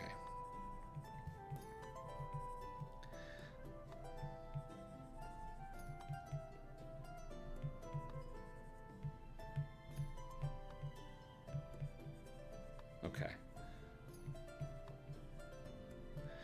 Moonshine schemes that fail, thoughts that don't complete. Yeah. Roll okay, but I'm thinking also of like the ways in which the rules of their battle, that they rage against each other, and that they each of them require a champion to represent their side. But I'm thinking that their game itself is twisted and wrong. I think there's something wrong with the game they play. I think the rules do not line up, and maybe they don't realize that.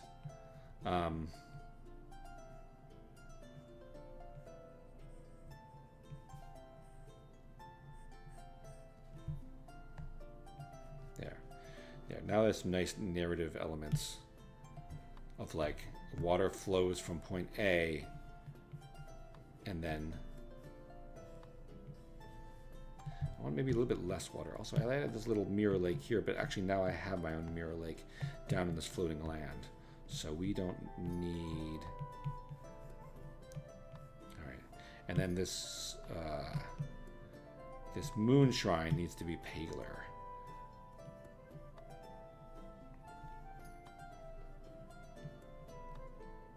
Okay. Oopsie. All right. Do we like that idea? I think we like that idea. The aurora has a deeper meaning. I like that aurora cap. What do you think? What do you think? Go think more on that. What do you guys think? The aurora, does it have a meaning? It can just be part of the story of the world, but it can be something too. A moon shrine with lake mirror where the reflections can let you see through the trickery. Mm-hmm. Now you're talking right. A moon shrine. I think the moon shrine is got to be this thing. I like that a lot. I like the idea of tri-radial symmetry, landmark, sculpture, what you have, or the individual piece of it floating in the sky. Well, I'm going to have less than the whole piece of moon floating through the sky, so that's good. The aurora, I was thinking, as you were talking about the aurora, I think maybe I'll move the aurora. So it's right now it's floating between the skies. I think that's probably, I'm trying to do the same thing as I'm trying to do with the moon, so let's not do that. Let's try to just have it along one side, and let's push it behind the mountain, just so it's behind the mountain. That didn't work. Why not? It went behind. Okay, sorry. I just wanted to go behind the mountain. There we go. Okay, great. But the idea of this tri-radial symmetry is very good, because it basically now what you're making me think of is I should build out, basically look at like the land, instead of being in two parts, I should make it look like there was three parts and that the third part is missing. That's what I need, right? I think that's a great, that's the way to go, I think. Make the right color here. Is that good? That's fine. Okay. And so I'm gonna, to that end, I'm gonna erase the section here. I'm gonna create a lot of dark underbelly under here, and so kind of creating this like hole. What are these other pieces that are? Okay. Okay. I'll add. So I like the idea of emphasizing the root structure of these mountains as well. The Temple Colosseum is good. I like the temple we have in the middle. I think I need to articulate that a little bit better. Waterfall into the pool, from pool to lower level. Yep, got that. Sorry, I'm a little bit behind the conversation here. I appreciate and respect and acknowledgement of everyone and trying to keep up with the chat and ideas of everyone. I mean, listen, there's gold coming out of this chat room, guys. In Dante's Inferno, the rivers of hell originate from a giant crying statue. Ooh. The endless rivers in level 3 make me think of that. Something similar may couple with the idea of being deeply wrong. I love that idea. Yo. Okay. Guess what we're doing now? Look how quickly this happens, you guys. Crying statue. Look what you just did. Okay. I'm going to go ahead. It's going to be made of a similar stone as this, but a little bit more gray. And we're going to have it right here-ish. I don't want it too central. I mean, I don't want it too high up. It's not. We're not going to have water originating from this thing. It'll originate from the snow-capped mountains, but it will flow out of this thing's mouth. You know, there's something else I'm liking about this design also. Anybody here play Shivering Isles, Oblivion? I made the giant stone head that starts that level, and this could be a wonderful little homage to that, if done correctly. This does not look like a crying head at all. But I'm working with very crude tools here. And a whale, like the head is down there. There. And then we're going to take the lake layer and we're going to pull that water. Right now it's flowing from some kind of weird areas. And we're going to make that water flow through there and up into there. That's great. I'll have to elaborate on that a lot, but let me just quickly make this a little bit bigger, just so I need these landmarks to really stick out, you know. I want this, oops. That looks a little bit like it's coming out of the, like it's peeking over the edge. We don't want that. Buildings, I need these buildings over here to be just a little bit, pushed over. I want them pushed over to the side a bit more.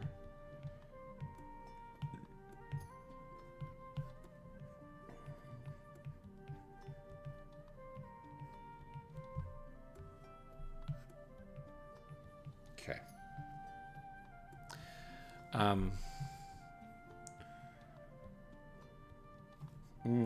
The Aurora might have a soul. Oh, I like that idea. I like the idea. And the split moon could be a remnant of a previous war of sorts. Yeah. I do think they fought. There was some fighting or some kind of cataclysm happened with the moons, for sure. For sure. Moons. Let's pull them a little bit. There. Now that the Aurora is, let's take this piece of the Aurora real quickly and just copy and bring it over here. Have it flow maybe against the side of that. You see how that kind of just creates this like nice, like it's almost like it's staying within the atmosphere. It's bending back from the atmosphere. Kind of a nice little effect there. And I'll just gently just make that not so harsh on the edge. Not that it matters. It looks kind of good with those. Maybe the moon was a mythological egg that contained the Aurora dragon, with the dragon being some sort of mythological entity. I like that idea. I like the idea. You know, my only pause with that again is that level 4 is ruled by a dragon, and we might see that dragon. We might meet that dragon as early as level 2. I need to decide, because in level 2 there's that giant floating rock, and that's where the dragon hangs out to sunbathe, because they need, you know, to be sunbathing sometimes.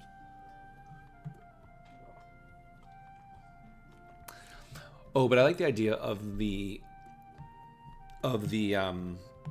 Aurora being contained, something contained within the moon, and then started floating around only after the Great Cataclysm. That's good. That's some good stuff there. Also, depending on what the siblings are fighting over and why they're fighting, did their lands consume the third in some way? No, they did not consume the third. They lost the third. Yeah, good question. Perhaps the Aura is the remains of the third god of the world, used to bring light to the land, but now scattered and lighting up the sky. Now it is eternally colder than what it used to be. I love that idea. The idea that the Aurora is the spirit of the missing third is great. I love that. Could the rivers be made out of the moon's tears? I love it. Yes, absolutely. 100%. 100%. You made one of my favorite locations in Oblivion. Ah, why? Thank you, thank you. I'm so far behind the conversation. Let me catch up. It's time to lock in chat. Okay, good. We're good actually. A sylph instead of a dragon. What is a sylph again? I should know this. Sylph. Okay, yeah, like a little mythological spirit of air. Yeah, I'm so into that. This is, if there are sylphs in the world of Quiet, they live on level 3 for sure. So you are right on, you guys, right on. Okay, I'm going to pull the bottom of this a little lower. I want this a bit more plunging and deep. I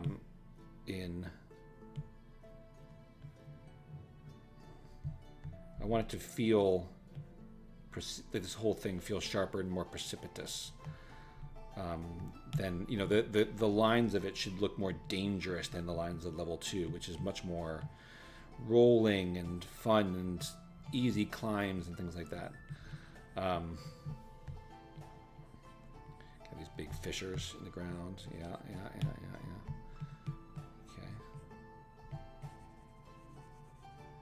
Okay, so now it kind of a little bit looks like, well, it doesn't really look like there was another land missing yet. I'm trying to imagine that the missing land is the area closest to us. It would be here, but it's broken off. So I need to create more fissures that actually operate at a slightly different angle. So if I, for instance, create a fissure that goes like this, and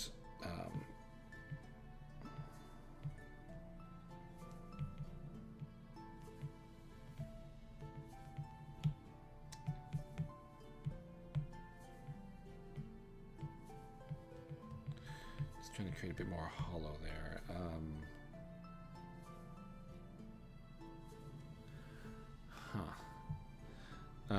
Okay. All right. The moon was once this world's sun. The hubris of the world's inhabitants broke it, and now there's only a split moon, and the aurora was once a sun's warmth. You know, it's so funny that you mentioned the aurora of the people who lived there. I mean, sorry, the hubris of the world's inhabitants. You're closer than you know to the lore of level 3 and beyond. All right, I'm going to do a little bit more work on this head while we think of the next thing. Keep thinking, guys. What's the next thing that we're going to add to this, our broken level 3? Also, what kind of head is it? I wonder what kind of head it is. I think maybe just a nondescript face, kind of, right? Should have, you would think, some kind of symbol or something on it. Let me carve away part where there would be the land itself. Let me just carve it away. Make it really feel like it's blending in there. Also, do we want it coming out of the mouth, or do we want it crying? Or probably we want it all, right? We probably want like a big, you know what? Let's go ahead and make a dam up here behind the head. A damming of water. And I'll shape the landscape around that.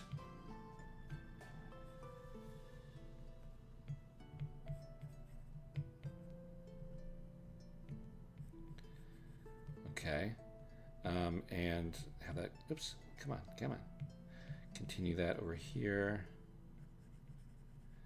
And then have mountains rise up from here steeply. This is not helpful that I'm using such an opaque brush, but that's fine. I can just bring the opacity down a little bit. Okay. All right, and then I will complete the lake aspect. So there's almost like a dam behind the head. And then the head, let's scoot this over a little bit. Okay. Let's move this crying statue head just a little bit over here. I don't want to make it too much smaller because I don't want to make it bigger or smaller. I just want to make it, because I don't want it to like look like a little person's head there. It just needs to look like a landmark. But I might still make it bigger. Disco Lemonade said, I want to live in this level. Cool, that's great. If you feel that way, then that means we've done a good job of world building and creating that sense. Disco Lemonade, why do you want to live in this level? Let me ask you that. Just tell me what you think would be so fun about living in this level. Because if we can all, and in fact, I answer the question to all of you guys. If you lived in this land, what would you love about it? What would you want to visit? What would you want to do? What would you want to see?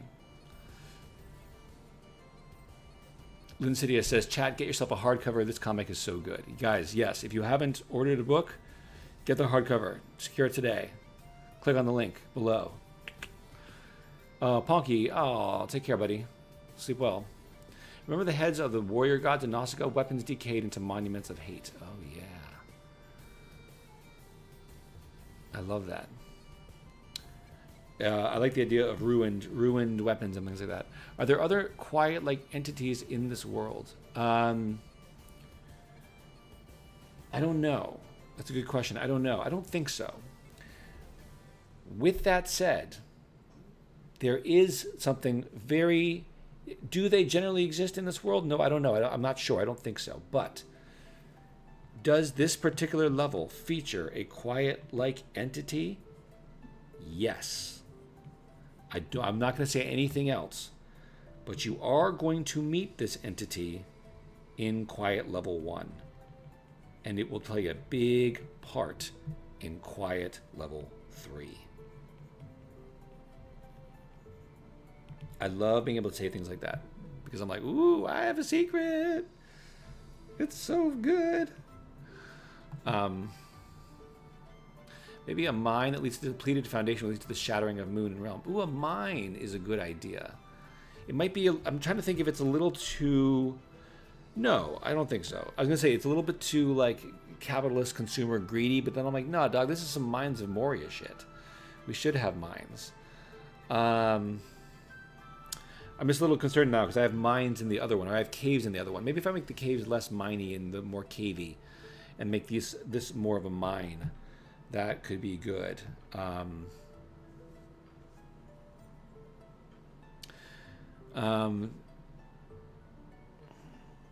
Aurora, okay, all right, here we go. People are responding with what they would like about this world. So this world's gods were, okay, I love the spooky and cold vibe. I want to live in an ice cave and look at the aurora. Ice cave. Ice cave is cool. K. Lay says they're into the aurora borealis. Yeah, me too, homie, me too. Let's see if we could just make that aurora just a little bit more dramatic. Let's do that. Let's make it a little bit more dramatic. Yeah, why not? Why go soft? I'm always a fan of cold biomes. I love Skyrim. Have you seen my thoughts? I can jump farther to the conclusion than just. Bravo, bravo. Okay. Caves. Let's think about this. Okay, a cave. Let's think about what that would look like. Or a mine, rather. I guess the mines would be...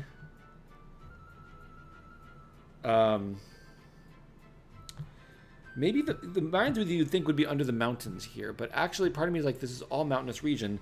What if I made littler mountains here? Because I do like the idea of this of areas that are, you know, their landscape is jagged and cruel and all these things.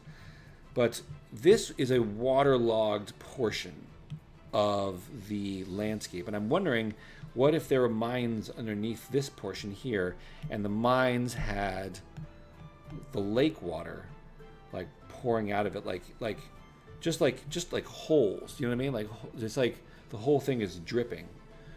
Could be kind of cool. Definitely an interest there. It's a possibility. All right, let's let me flip this level really quickly, and just look at it from the other side, and then try to determine where. Okay, so the first couple things jumping out at me real quick. I just need to change the perspective on some of these. I need to drag this up a little bit. I just need to oopsie. Hang on. Sorry. Grab all of level 3. And I need to adjust. It's more, the perspective here is supposed to be more kind of like flat, a little bit more flat on. So I just need to do that real quick. Okay. A little more flat on, like that. I think so. And then, okay. I want to carve out a little bit of the land here, just to flatten it out.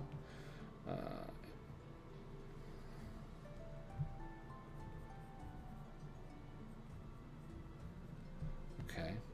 All right. Deerheart made lunch, heading off, but leave you with this. Dominion Tank Police. Underappreciated, but the ending involved the rescue of a sylph-like creature created to redeem the broken androids named Greenpeace. I see her in the Aurora. Okay. Can you remember the name of that character, Rolo? I remember Dominion Tank Police. Dominion Tank Police ending. Sinkholes, says Chrome. That's a good idea. That's a good idea. Fairy Tale Art says, idea for 3. Maybe add more negative space below and smash the mountains above to make the level stand out as the shattered world and add more to weirdness and a sense of emptiness. Something like this. Let me see what you were referring to. Oh, okay. Okay, interesting. Interesting. Okay. Let me think about that. That's a good idea. The reason I'm hesitating, Fairy, is because we were talking about level 4. And level 4, as you can see, looks a lot more floating and full of holes. It's like an old piece of metal rusted coral. It's like, but it's being eaten into, I think. So that's level 4. Sinkholes. What mineral are they mining for? What mineral indeed? Some kind of opalescent gems. Yes, I agree. Opalescent gems. Something moon related, right? Okay. Now that I've got this flipped and looking at it from a different perspective, let me... By the way, guys, this has been a very helpful stream. I've been very productive. I've got a lot of really good ideas. It's helping me to... and the more I have these landmarks, the more I build my worlds around them, and the earlier you're putting your ideas in my head. I guarantee you that at least 1 or 2 ideas that we've come up with today, you will see in future editions of Quiet Level 1. And you guys were here. You guys were the best supporters I could want. I've got about 2,400 orders for Quiet Level 1. Some people got the hardcover, some people got the digital, some people got the little figurines, some people got this, some people got that. But the people who showed up today, you guys are having the single biggest impact on the future of this series. Mining for a relic? Yes, definitely relics and resources. We need relics. There are definitely artifacts of great power on level 3. In level 1, there's almost no artifacts of great power. It's just trust me, the story is good without it. It doesn't need it. Level 2 actually is full of magical items that do something simple but are magic. You know, that you can find lots of cool magic things and use them. But level 3 is where shit starts to get real. Like if this is you're playing a role-playing game, like this is where things you start to find some real shit.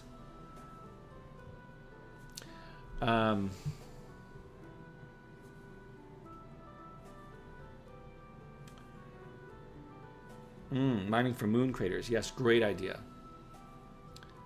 Maybe they're mining minerals for the dragon in some way. That's interesting, Benno. Interesting. I still feel like this world could do with a coliseum of sorts. Competition-obsessed gods and whatnot.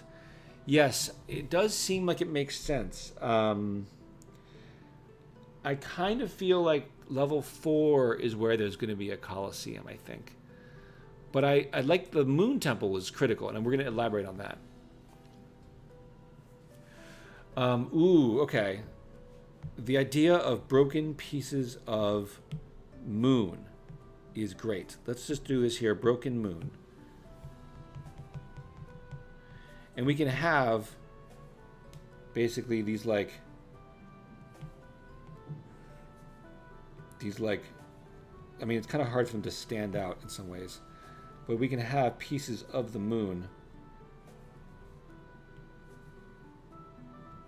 I don't know how to articulate that necessarily, but pieces of the moon like here and there on the world. That's interesting. That's very interesting. Okay, let's play with that idea, or that idea is there. Let's play with the mine idea. Okay, so first we, all right, where's my mine gonna be? I'm gonna draw here. We're gonna start doing mines by doing this like very dark red, maybe like a red, very dark red holes. And I'm just going to see where these holes kind of look best. They look pretty good here, almost like they're like, you know, eating out the inside of the rock. Also, it creates this feeling of eyes that is good for the added element of suspicion. I'm just adding it on both sides here. Like, what if they're just like honeycombed? Because also, I'll tell you what, I look at that and I think like goblins and things like that. Not that this book necessarily has goblins, but I think that's kind of what I think, right? Like, it makes me think of like, also there's that element of like from a distance, it's kind of like, what is it called, tryptophobia or something like that, you know? Fear of holes. All right, now I'm gonna add little glowing lights inside here and there. So level 5 is like a heaven of sorts. It is like a heaven, Insidious. It is like a heaven. It's like the most godly of all places. But it's not like a heaven in any kind of form that, you know, it would reflect Christianity, whatever. This is hardcore fantasy. But also it's its own place, but it's also, what's going on here? Did I freeze? Hello? But it's also reflective. It also mirrors what's going on in your internal world. So in some ways, it's the most personal and smallest of all the realms. In some ways, it's almost like, is level 5 basically just like a very large room that becomes like a holodeck for your soul? You know? Moon fragment rain, that is a religious event of sorts. I love the idea of a fallen pieces of moon, you guys. I love that idea, and I think I'm definitely going to integrate it as soon as Quiet level 2, just to, you know, just because like pieces would have fallen, right? They would have fallen and they would have reached worlds below, and worlds below could have like handed them down and been like, look, there's this artifact, the pieces from the level, you know, from the moon of level 2, and we'll give it a name, obviously. Just keeping these very faint for now. But I do like that it adds this underlayer of life. It adds a little bit more of a not quite as cold and much more inhabited realm. I like that a lot. What's going on here? Why am I... Oh, I see. Okay, got it. That's why.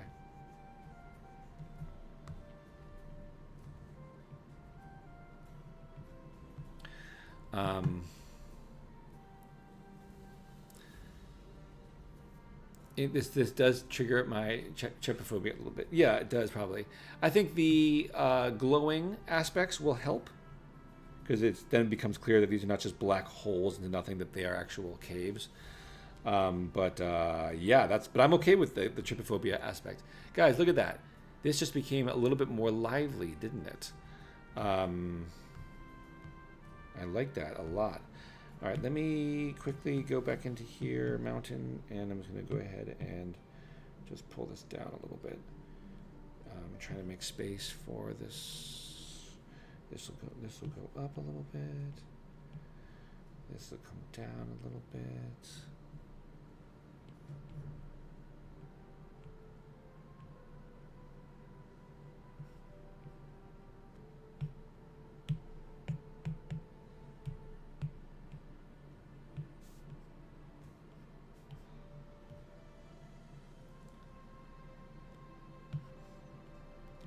Just trying to form this a bit more into one more unified shape. but we're trying to also figure out what the language of that, what's the shape language of that shape. And it's got to be just like pride, hubris is a big theme here, so we're gonna incorporate that into the shape, this kind of like jagged shape here.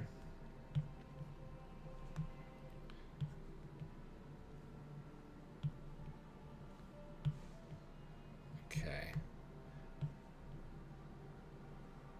And this needs to come down considerably. It's taking a little bit of attention away. The brightness of it, the angle of it, the size of it is taking a little bit of attention away from the, there we go. Okay, good. This is looking good, you guys.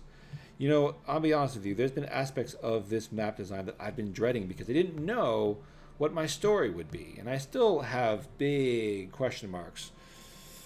However, you guys have been of enormous help to me today. For those of you just joining us, I noticed there's 31 people in the room right now. This, not that. This, not that. This is the Tree of Worlds. This is the world map around which my graphic novel Quiet Level 1 takes place. Level 1 of the labyrinth is an underground labyrinth that's upside down under the root structure. Level 2 of the hunt. This is a giant prairie land with really cool shit going down in it. Level 3, the Sundered Land, land of the twins. Level 4 of the Citadel, ruled over by a dragon, floating giant corally piece of rock. And level 5, which is something very different. Here, I've been spending the last 2 hours, over 2 hours, talking to you guys, getting ideas from you guys, getting the best ideas from you guys about how to make these worlds better, more interesting, and how to populate them with landmarks, quests, ideas that we can see throughout this land. So we spent most of today's stream working on level 2. And boy, this was fun. You guys contributed great ideas. This giant tree with the red leaves. The idea of a monitor lizards that monitor the progress of everybody. This watering hole and a totem pole that may or may not be on top of a turtle. There are caves with crystals. There's a fireplace for people to meet and have adventures in groups. There's a tavern. That was my idea, but you guys came up with the idea of adobe roofs. And then the idea of sun moths that gather around the sun. Or maybe they gather around the moon and they make it the sun. It's great. It's a great idea. That is Quiet Level 2. Level 3 is a far more troubled location. And it is a land of illusions. It's an illusion, Michael. Chicks are something prostitutes do for money. Sorry, little Arrested Development there. Illusion, Michael. So, sorry.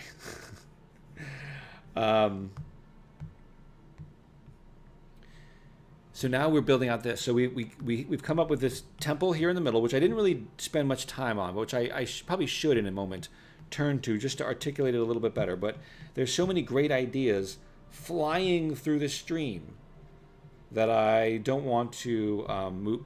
I don't want to slow the roll of everybody here because we're getting some gold. And me as a storyteller, I'm getting some gold with this. So I'm not going to get too hemmed up in the rendering of this world because I got more important things to do, which is to solicit ideas from you.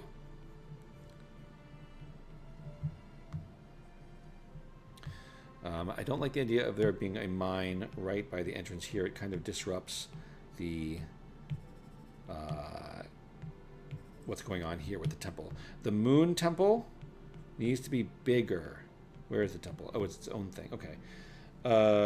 We need that to be bigger. And it's a moon temple, so I kind of feel like it's got to be like open, kind of gazebo style. Do you know what I mean? Around this great and holy waterway. Okay.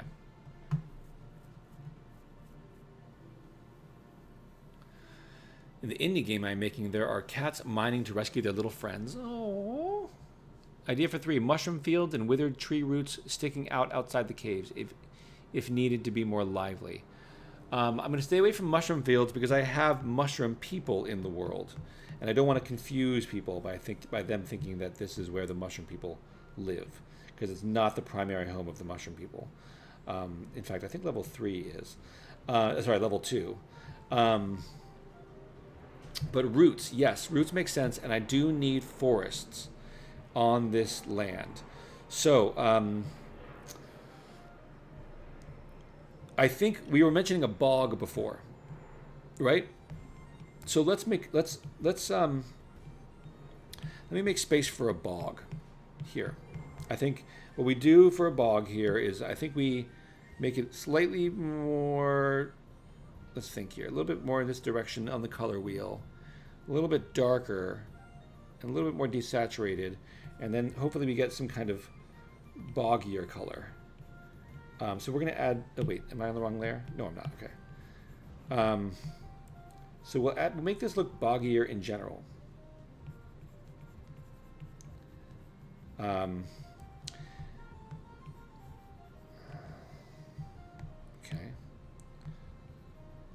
I don't know if that really works, but we'll see.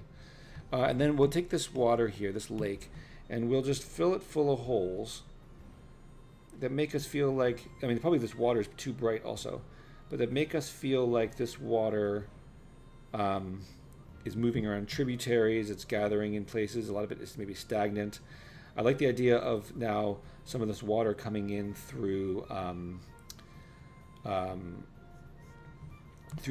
coming out through holes in the ground, that, you know, these newly made holes that we've carved into the rock, which I do like, by the way. I think they work well.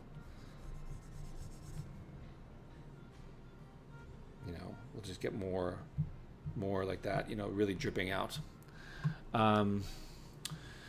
Bringing some Elder Scrolls here. This third world is all about that duality. There's one statue so far, and it's sad and distraught. I feel like there should be a second one.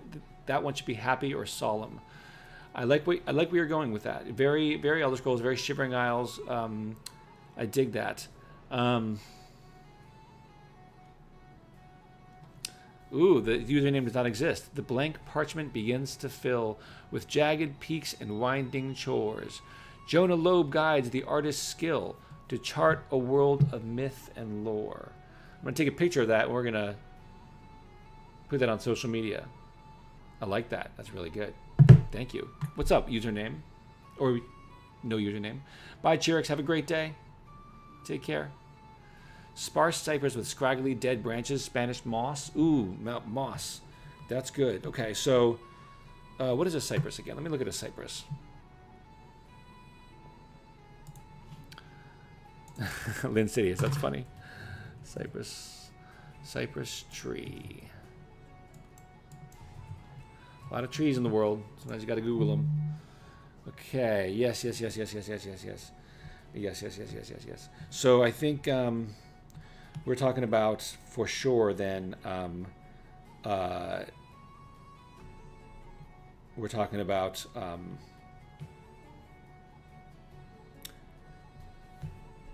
a swampland. That's what's got to happen. It's got to be it's got to be swamp, right? So here's all this water reflecting. We definitely want, like, maybe we want this building to be in kind of like a moat, like it's surrounded by water. Basically the idea is neither kingdom here is especially accessible to each other. They don't make it easy for the other person to get to where they are. By the way, remember, for those watching, the water that flows from level 3 of the breach falls down into the half-world called the Undergrowth, which is a world of swamp and ghosts. And then it filters down from there beneath the underworld, or the Undergrowth, to level 1, where it joins, the water joins with, in a place called Pharaoh's Well, and becomes the River of Possibility, which is a magic river. Basically, the idea is the wisdom gathered by all the water that flows down through the entire tree gathers down in the River of Possibility. And if you can go under the water and not lose yourself, there are things to be seen that are incredible. And that may or may not happen in Quiet Level 1. Can I live in the undergrowth? You do not want to live in the undergrowth. It's not cool. It's not a cool place to be. Got to add a little boat or two. Diseased water on lower level, ice jagged water upper. Yes, that's exactly right. Yes, that's you got the vibe right. So we want a lot of ice on the on this upper level. A lot of ice, a lot of icicles. So what we can do actually is we can add some of those. I'll just go ahead and just add. Well, first of all, this is shaped weird. Hang on. And then we need. Let's see here. What's the color of the unlit snow? Okay, like that. Okay, and then there. And then, yeah. I don't know how we're going to show off all the ice and all that to great success over here, but oopsie. Like, how do you show off icicles from a distance when it's a big landmass? Not that it's not possible, but how does one do that? So now you can see a little bit more of the ice coming off these ridges here. Maybe some of these ridges can go off at an angle a little bit? Why not, right?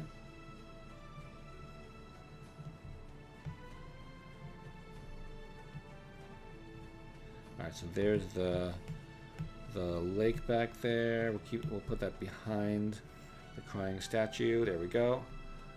And a little bit flatter on top. Okay. Great. We're getting it. We're getting it. We're getting it. And so then this water flows down. Joins in there. Okay, great. And that means also that we can probably get rid of, we should get rid of this river here.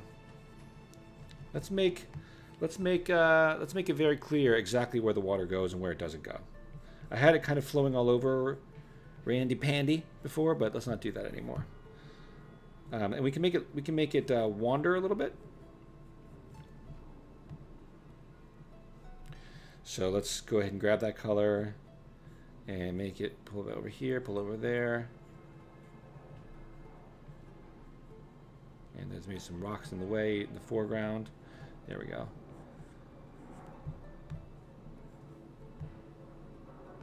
Maybe there's some water that comes down here and, you know, falls down like that.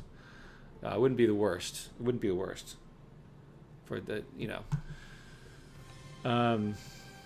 So does the moon have crystals that house knowledge? Yeah, good idea. I love that. I love how much you guys are hooking onto the moon here.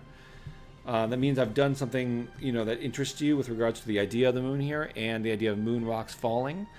And I love the idea of what, you know, with the question of what's up with this moon, you know, and how does it factor into things you can find and things you can do, etc. Just while I'm quickly looking at the moon, let me just grab this part of the moon and this part of the moon and just move these here and then move these ones back here into place. I think that just looks better. You can see more of the arc of like how gravity is kind of pulling things apart.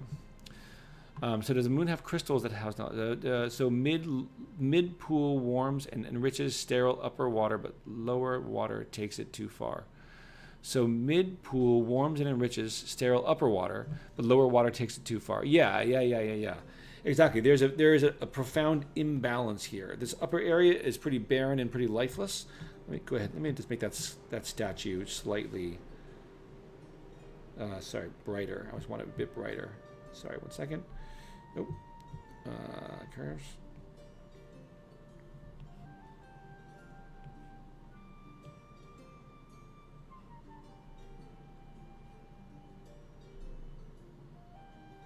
Okay, that's good for now. The inhabitants of this world cracked it due to the knowledge never being enough. Idea for level 3, says Fairy Tale Art. Dangerous fog forest with withered trees and maybe misguiding lights. A place to get lost and not return. Or find something nice if you can find your way back and elude whatever could be lurking there. I love it, Fairy Tale Art. Fairy Tale. I need to make sure that I'm not venturing too far into the realm of what the undergrowth is. But I love the idea, and I think we need it, and it's got to be on this side, right? It's got to be right over here. So let's do that. Let's make the buildings bigger and more authoritative and a little less sprawling. So we're going to go ahead and just make them a little bit taller like that. I'm going to pull them a little bit more to this side. I'm going to push the lake a little bit to this side. So it's, again, not like taking up too much space. Right in the center. I can then have it kind of moving a little bit downland into here, and work its way out there basically.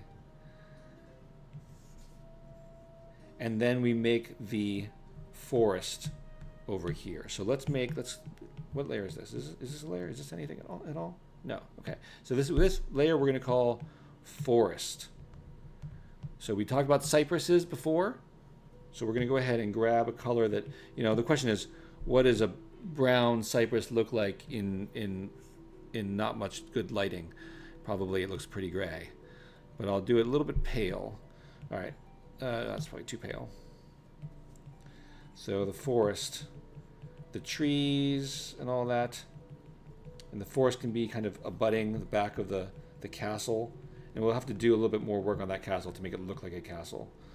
It's also still a little farther away. It's actually, I actually moved that castle a little bit farther away from this side. And actually now I'm thinking I would like to move it back.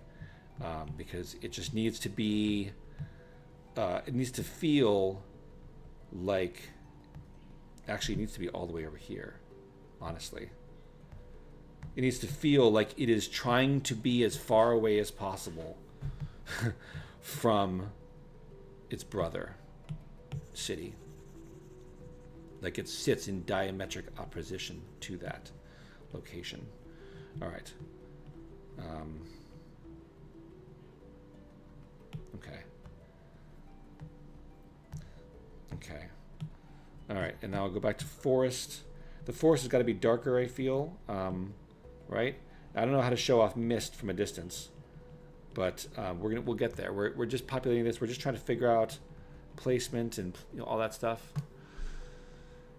The river holds me reminds me of my own D&D campaign. Ooh, cool, Chaos. That's a good. I love D&D campaigns. That's great. Two brothers, gods in their own right, evenly matched in combat but not in knowledge. Their thirst for competition was quenched in battles not of brawn but of brain. Their moon, once a teacher to the brothers, exhausted all its knowledge to them. Ooh, yeah. Tiny blue glow in eyes. Three sister trees for the forest. Mirror mythology. Interesting. Yes, great question. What is in the forest that people need to see? Diametrically opposed. Bros. Maybe the forest has little flying lantern bugs. Sold. Immediate. No hesitation. Yep, definitely. Lightning, you gotta have lightning bugs, Listen, guys, who added lightning bugs to Skyrim? Me. Not the little effects that you see in the distance. Those are just sparkle effects. But the lightning bugs you can collect, my idea, homies. I made those lightning bugs. I will go to the mat for a good lightning bug. Every time. Blue glow in eyes was for a skull cape. Oh, cool. Okay, cool. The only problem with having my main character being a skeleton is that skull caves no longer are like just cool by their own right. Now you have to kind of explain them. You'd be like, why is there a skull cave? Are they connected to the main character? No, it's just cool. Like these are scary skulls, but like, I don't know. I love a good skull cave. I always have. Let it not be said that Jonah did not like a skull cave, but I need to think really carefully about that.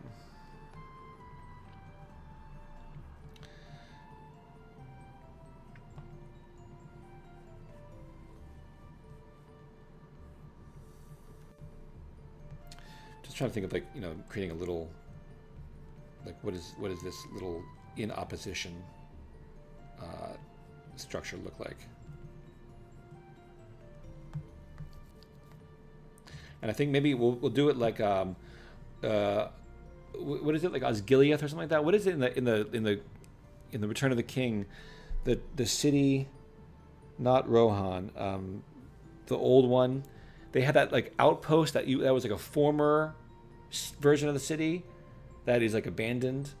We can have like, you know, the ruins of something that was here before, like over the water, you know, like now serving as the thing that's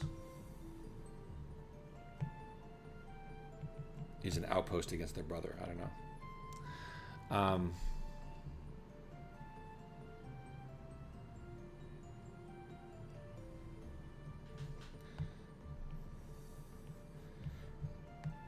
Y'all killing my lightning bugs? It's terrible.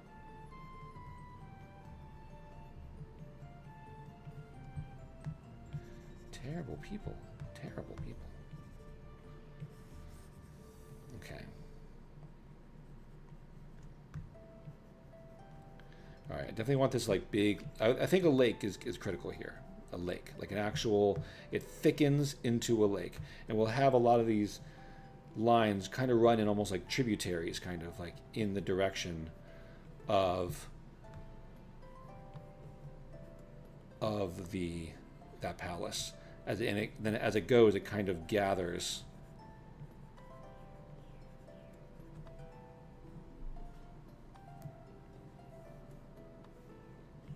There.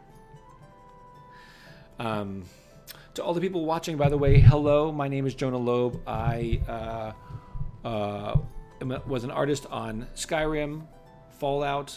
I illustrated Marvel Anatomy, and now I am working on my graphic novel, Quiet Level 1.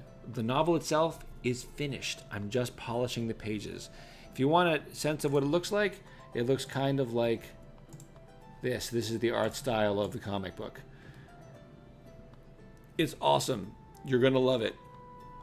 Wow, Osgiliath. Did I nail that? Did I just nail the word Osgiliath? I'm incredible. God. Anyway, the comic is coming out. The graphic novel, which is 208 pages, and the hardcover is like 250 pages, is coming out in just a couple months. And if you are here right now, you're watching this right now, then you are helping me to brainstorm for Quiet Level 2 and Quiet Level 3, which will be big books full of epic fantasy shit. I worked on Skyrim. I know epic fantasy shit. And we're going to go there. It's going to be great. Anyway, so the whole one is, if you're watching this, welcome. You are very welcome. It's me, Jonah. Hi, Jonah. What's up, Goose? Not silly anymore, just a goose. We got a fellow Jonah in the room, guys. Fellow Jonah. I know epic. I mean, listen. Yes, I know. It sounds like a silly thing to say, like, I know epic, but, like, I think I'm allowed to say I know epic, right? Like, I think I know epic. I think that's, like, I have, like, enough cred to state that. I think. I'm just making these rocks a little bit more jagged and narrow. They're I was thinking of it kind of like platforming, you know, like platforming over, and they can still be used for that, I think. But I think they need to be a little bit more like long, because again, there's kind of this like this kind of forbidding element. Actually, they actually also look too big and bright compared to the moon. Actually, so let's shrink that down considerably in size. Maybe I'll just do this like right on the edge there. Why not, right? Looks weird enough to be kind of cool. Is that water? What is that? Is that snow? What is that? Huh. Oh, sorry. I started working on the... Sorry.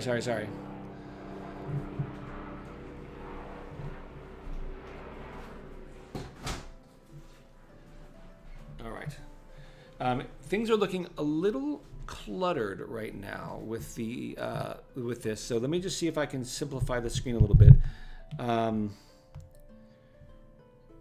Okay, and you know what? Let me just go ahead and grab this forest and just duplicate it a little bit. Put it back here because I want that forest to be a little bit thicker. I think the forest probably needs to be a little bit more saturated. It's kind of not saturated at all. And a little bit darker. It is, after all, a haunted wood, right? But then, of course, it's going to have little sprites in it. So maybe a little like little yellow lightning bugs.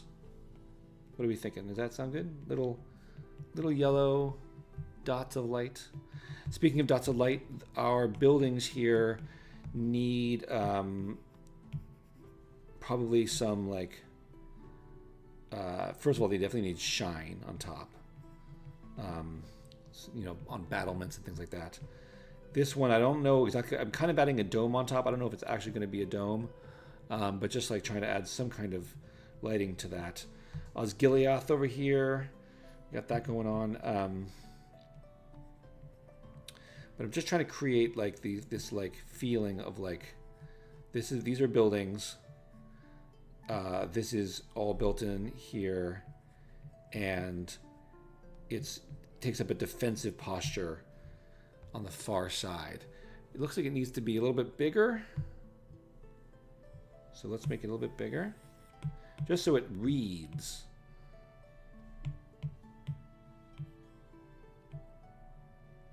Okay, and then I'm going to actually take that forest. I'm going to stretch it farther around. I love that I can just push and pull like this. It's so helpful. Let me grab more of this dark color here and just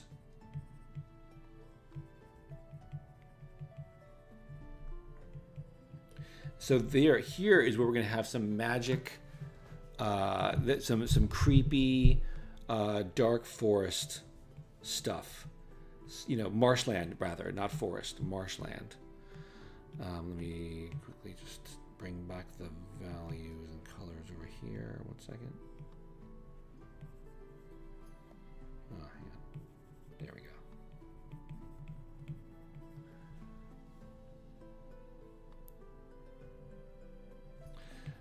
I think I'll add a peak, just a tiny peak right here, almost to draw attention to the building below it.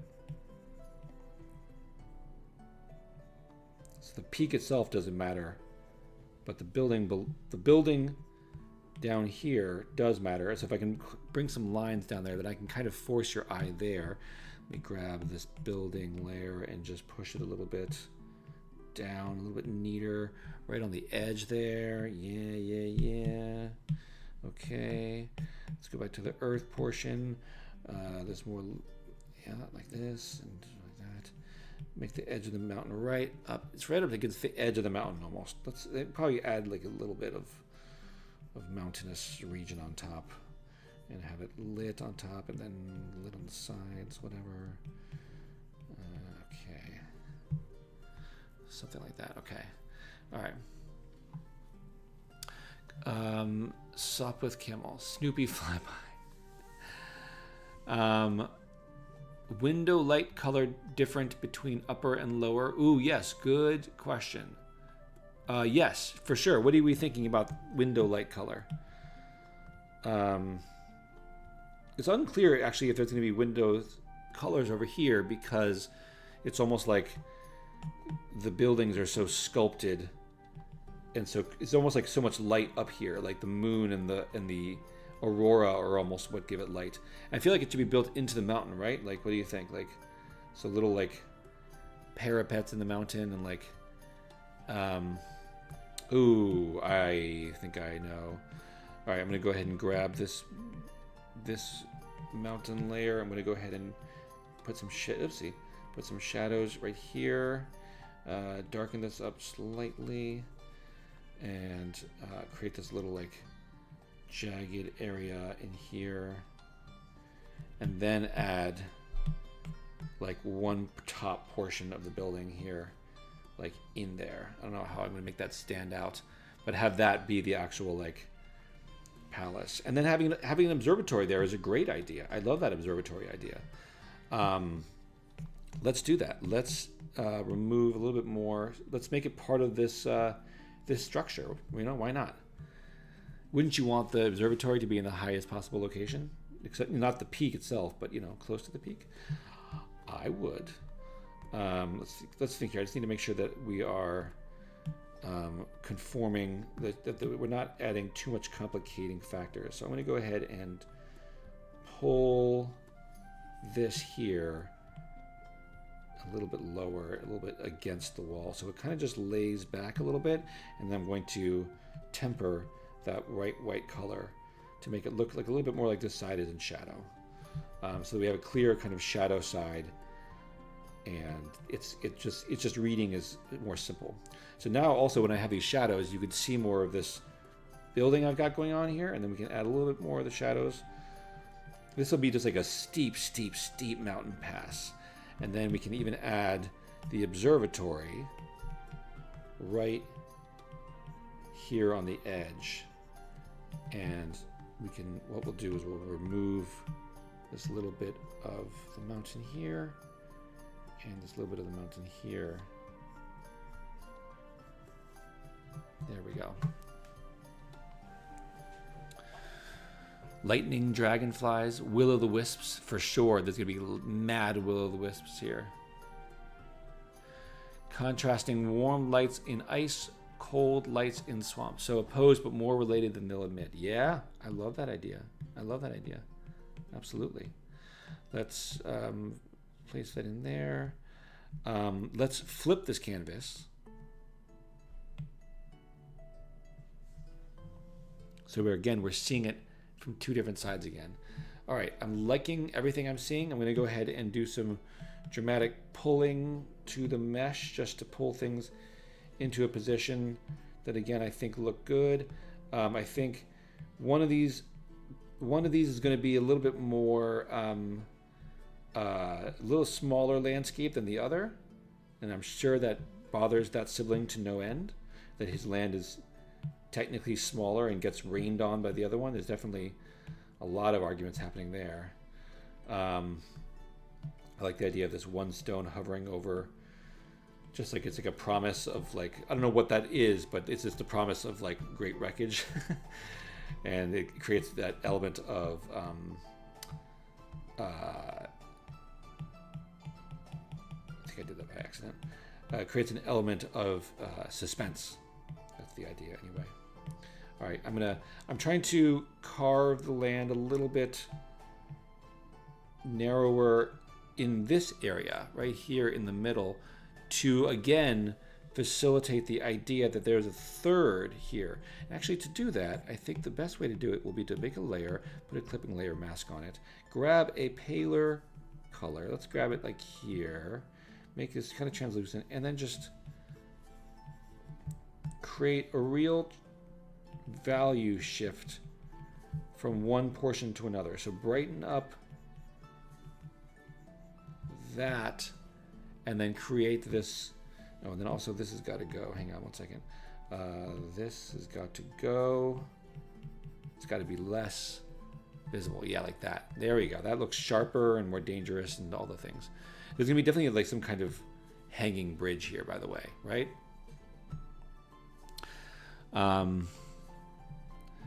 Balance rock, incredibly impressive in real life. Yeah, you guys get it. Okay, so then I'm going to also do the same thing. I'm going to grab this color here on the side, which is the reflection from the Tree of Worlds itself. I'm going to blend that in here. Maybe make some sharp, edges of that here and here. Some real change in angle, and then we bring the values, that is the lights and darks, down as we plaster darkness over on this side.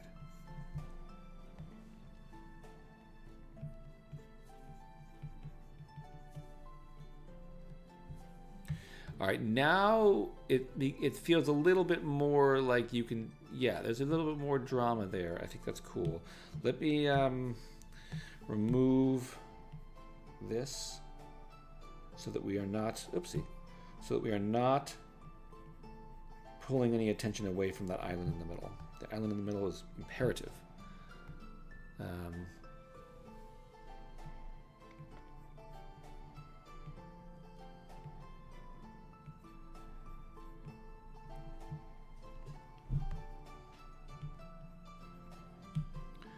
Okay, great. We are carving this thing into a beautiful shape. It's still too noisy. In fact, on this side, let me just go ahead and just quickly grab that color and just make it a little bit less bright. And maybe we can up the saturation. Yeah, why not? Does it work as any other color? Purple's too purple. Ooh, that greenish does hint at a kind of a poison. It's too far over to the green end of the spectrum, for sure. That's kind of cool. It's not really noticeable enough, though. So I'm going to go ahead and pull it just a little bit more towards the green. So it's not really green, but it's a little bit, and then it's a little bit, it's more saturated, and then it's a little bit less bright. Like this. All right, it's not a big difference, but it's a difference, and I think it helps slightly. I don't know. I'm going to go ahead also. I'm just going to oopsie.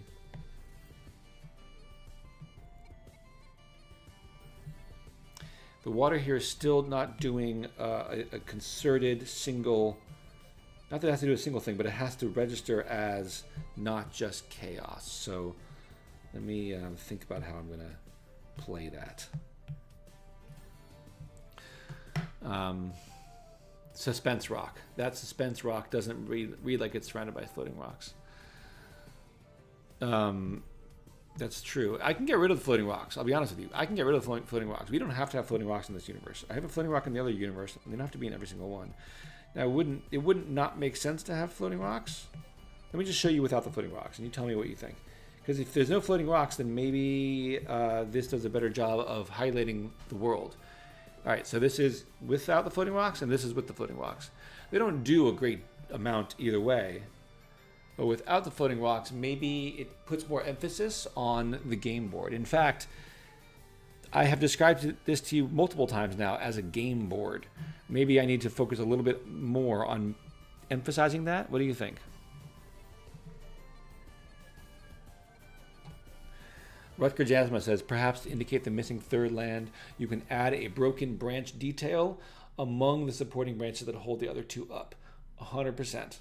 100%. As you can see here, I do have a broken aspect to this branch, but I think I can push it. I think I can push it. And I think I should push it. For instance, I can add a little bit of a gnarled twist to this thing here, like it was once the branch. I can add, I can add more broken pieces, like coming off this thing, right?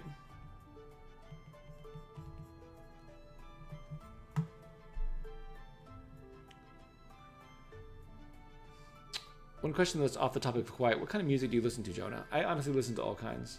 Hard for me to answer right now. I have not been listening to music that much recently. I've been listening to a lot of audiobooks. But music is really good in the background while you're writing. While you're doing art, it sometimes is good, but I often find my mind wandering. I want more concrete thoughts embedded in my mind while I'm working. Whatever floats your rock. Without, says Linsidious. Mirror the purple-green tint over Aurora in the faint tint of water. I like that. That's good. Better without, and they don't blur into the moon shards. That's great. Guys, this is really good feedback. Really, really good feedback. That's very helpful. Like when you have something like a fantasy world and you're thinking about, all the things you could be, and you add things like a floating rock. It's like everybody likes a good floating rock, right? Like everybody likes a good floating rock. But if you can think of a good reason for that floating rock not to be there, there's so many things in fantasy that you can add. You don't need the floating rock. I already have floating rocks. They're just the moons. Let me just make this moon ever so slightly smaller.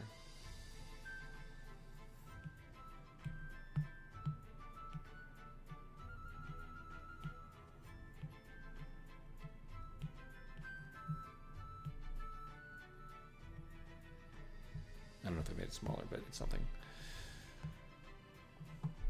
Everyone loves it, except the space ocean. That's funny. Okay, guys.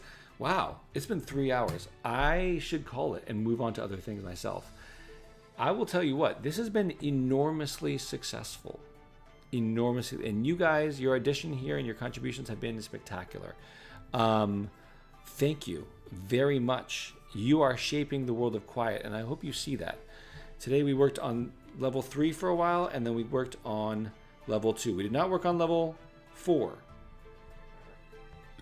So what I think I'll do is I will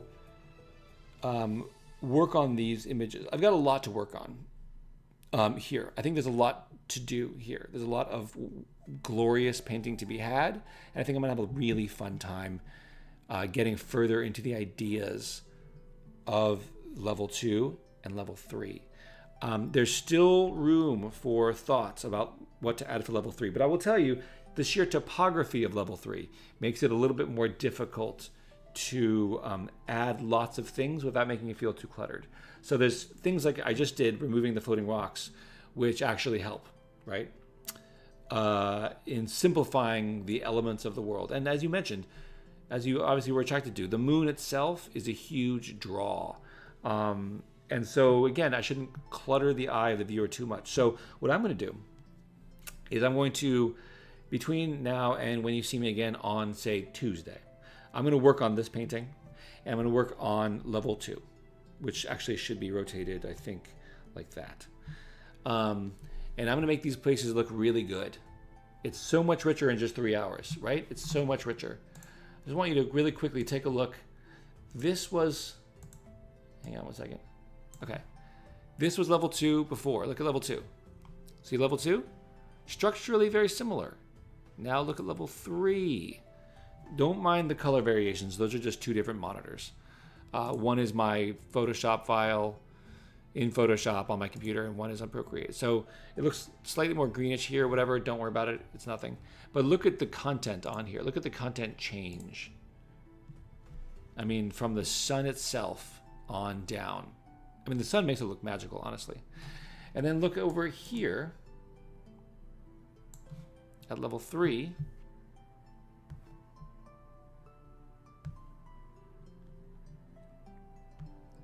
Now look at here's what we started with, level 3. Now let's zoom out, I guess. And then here is where we ended up. You see the differences between them. They're just more interesting now. There's things to look at. There are landmarks. There is geography.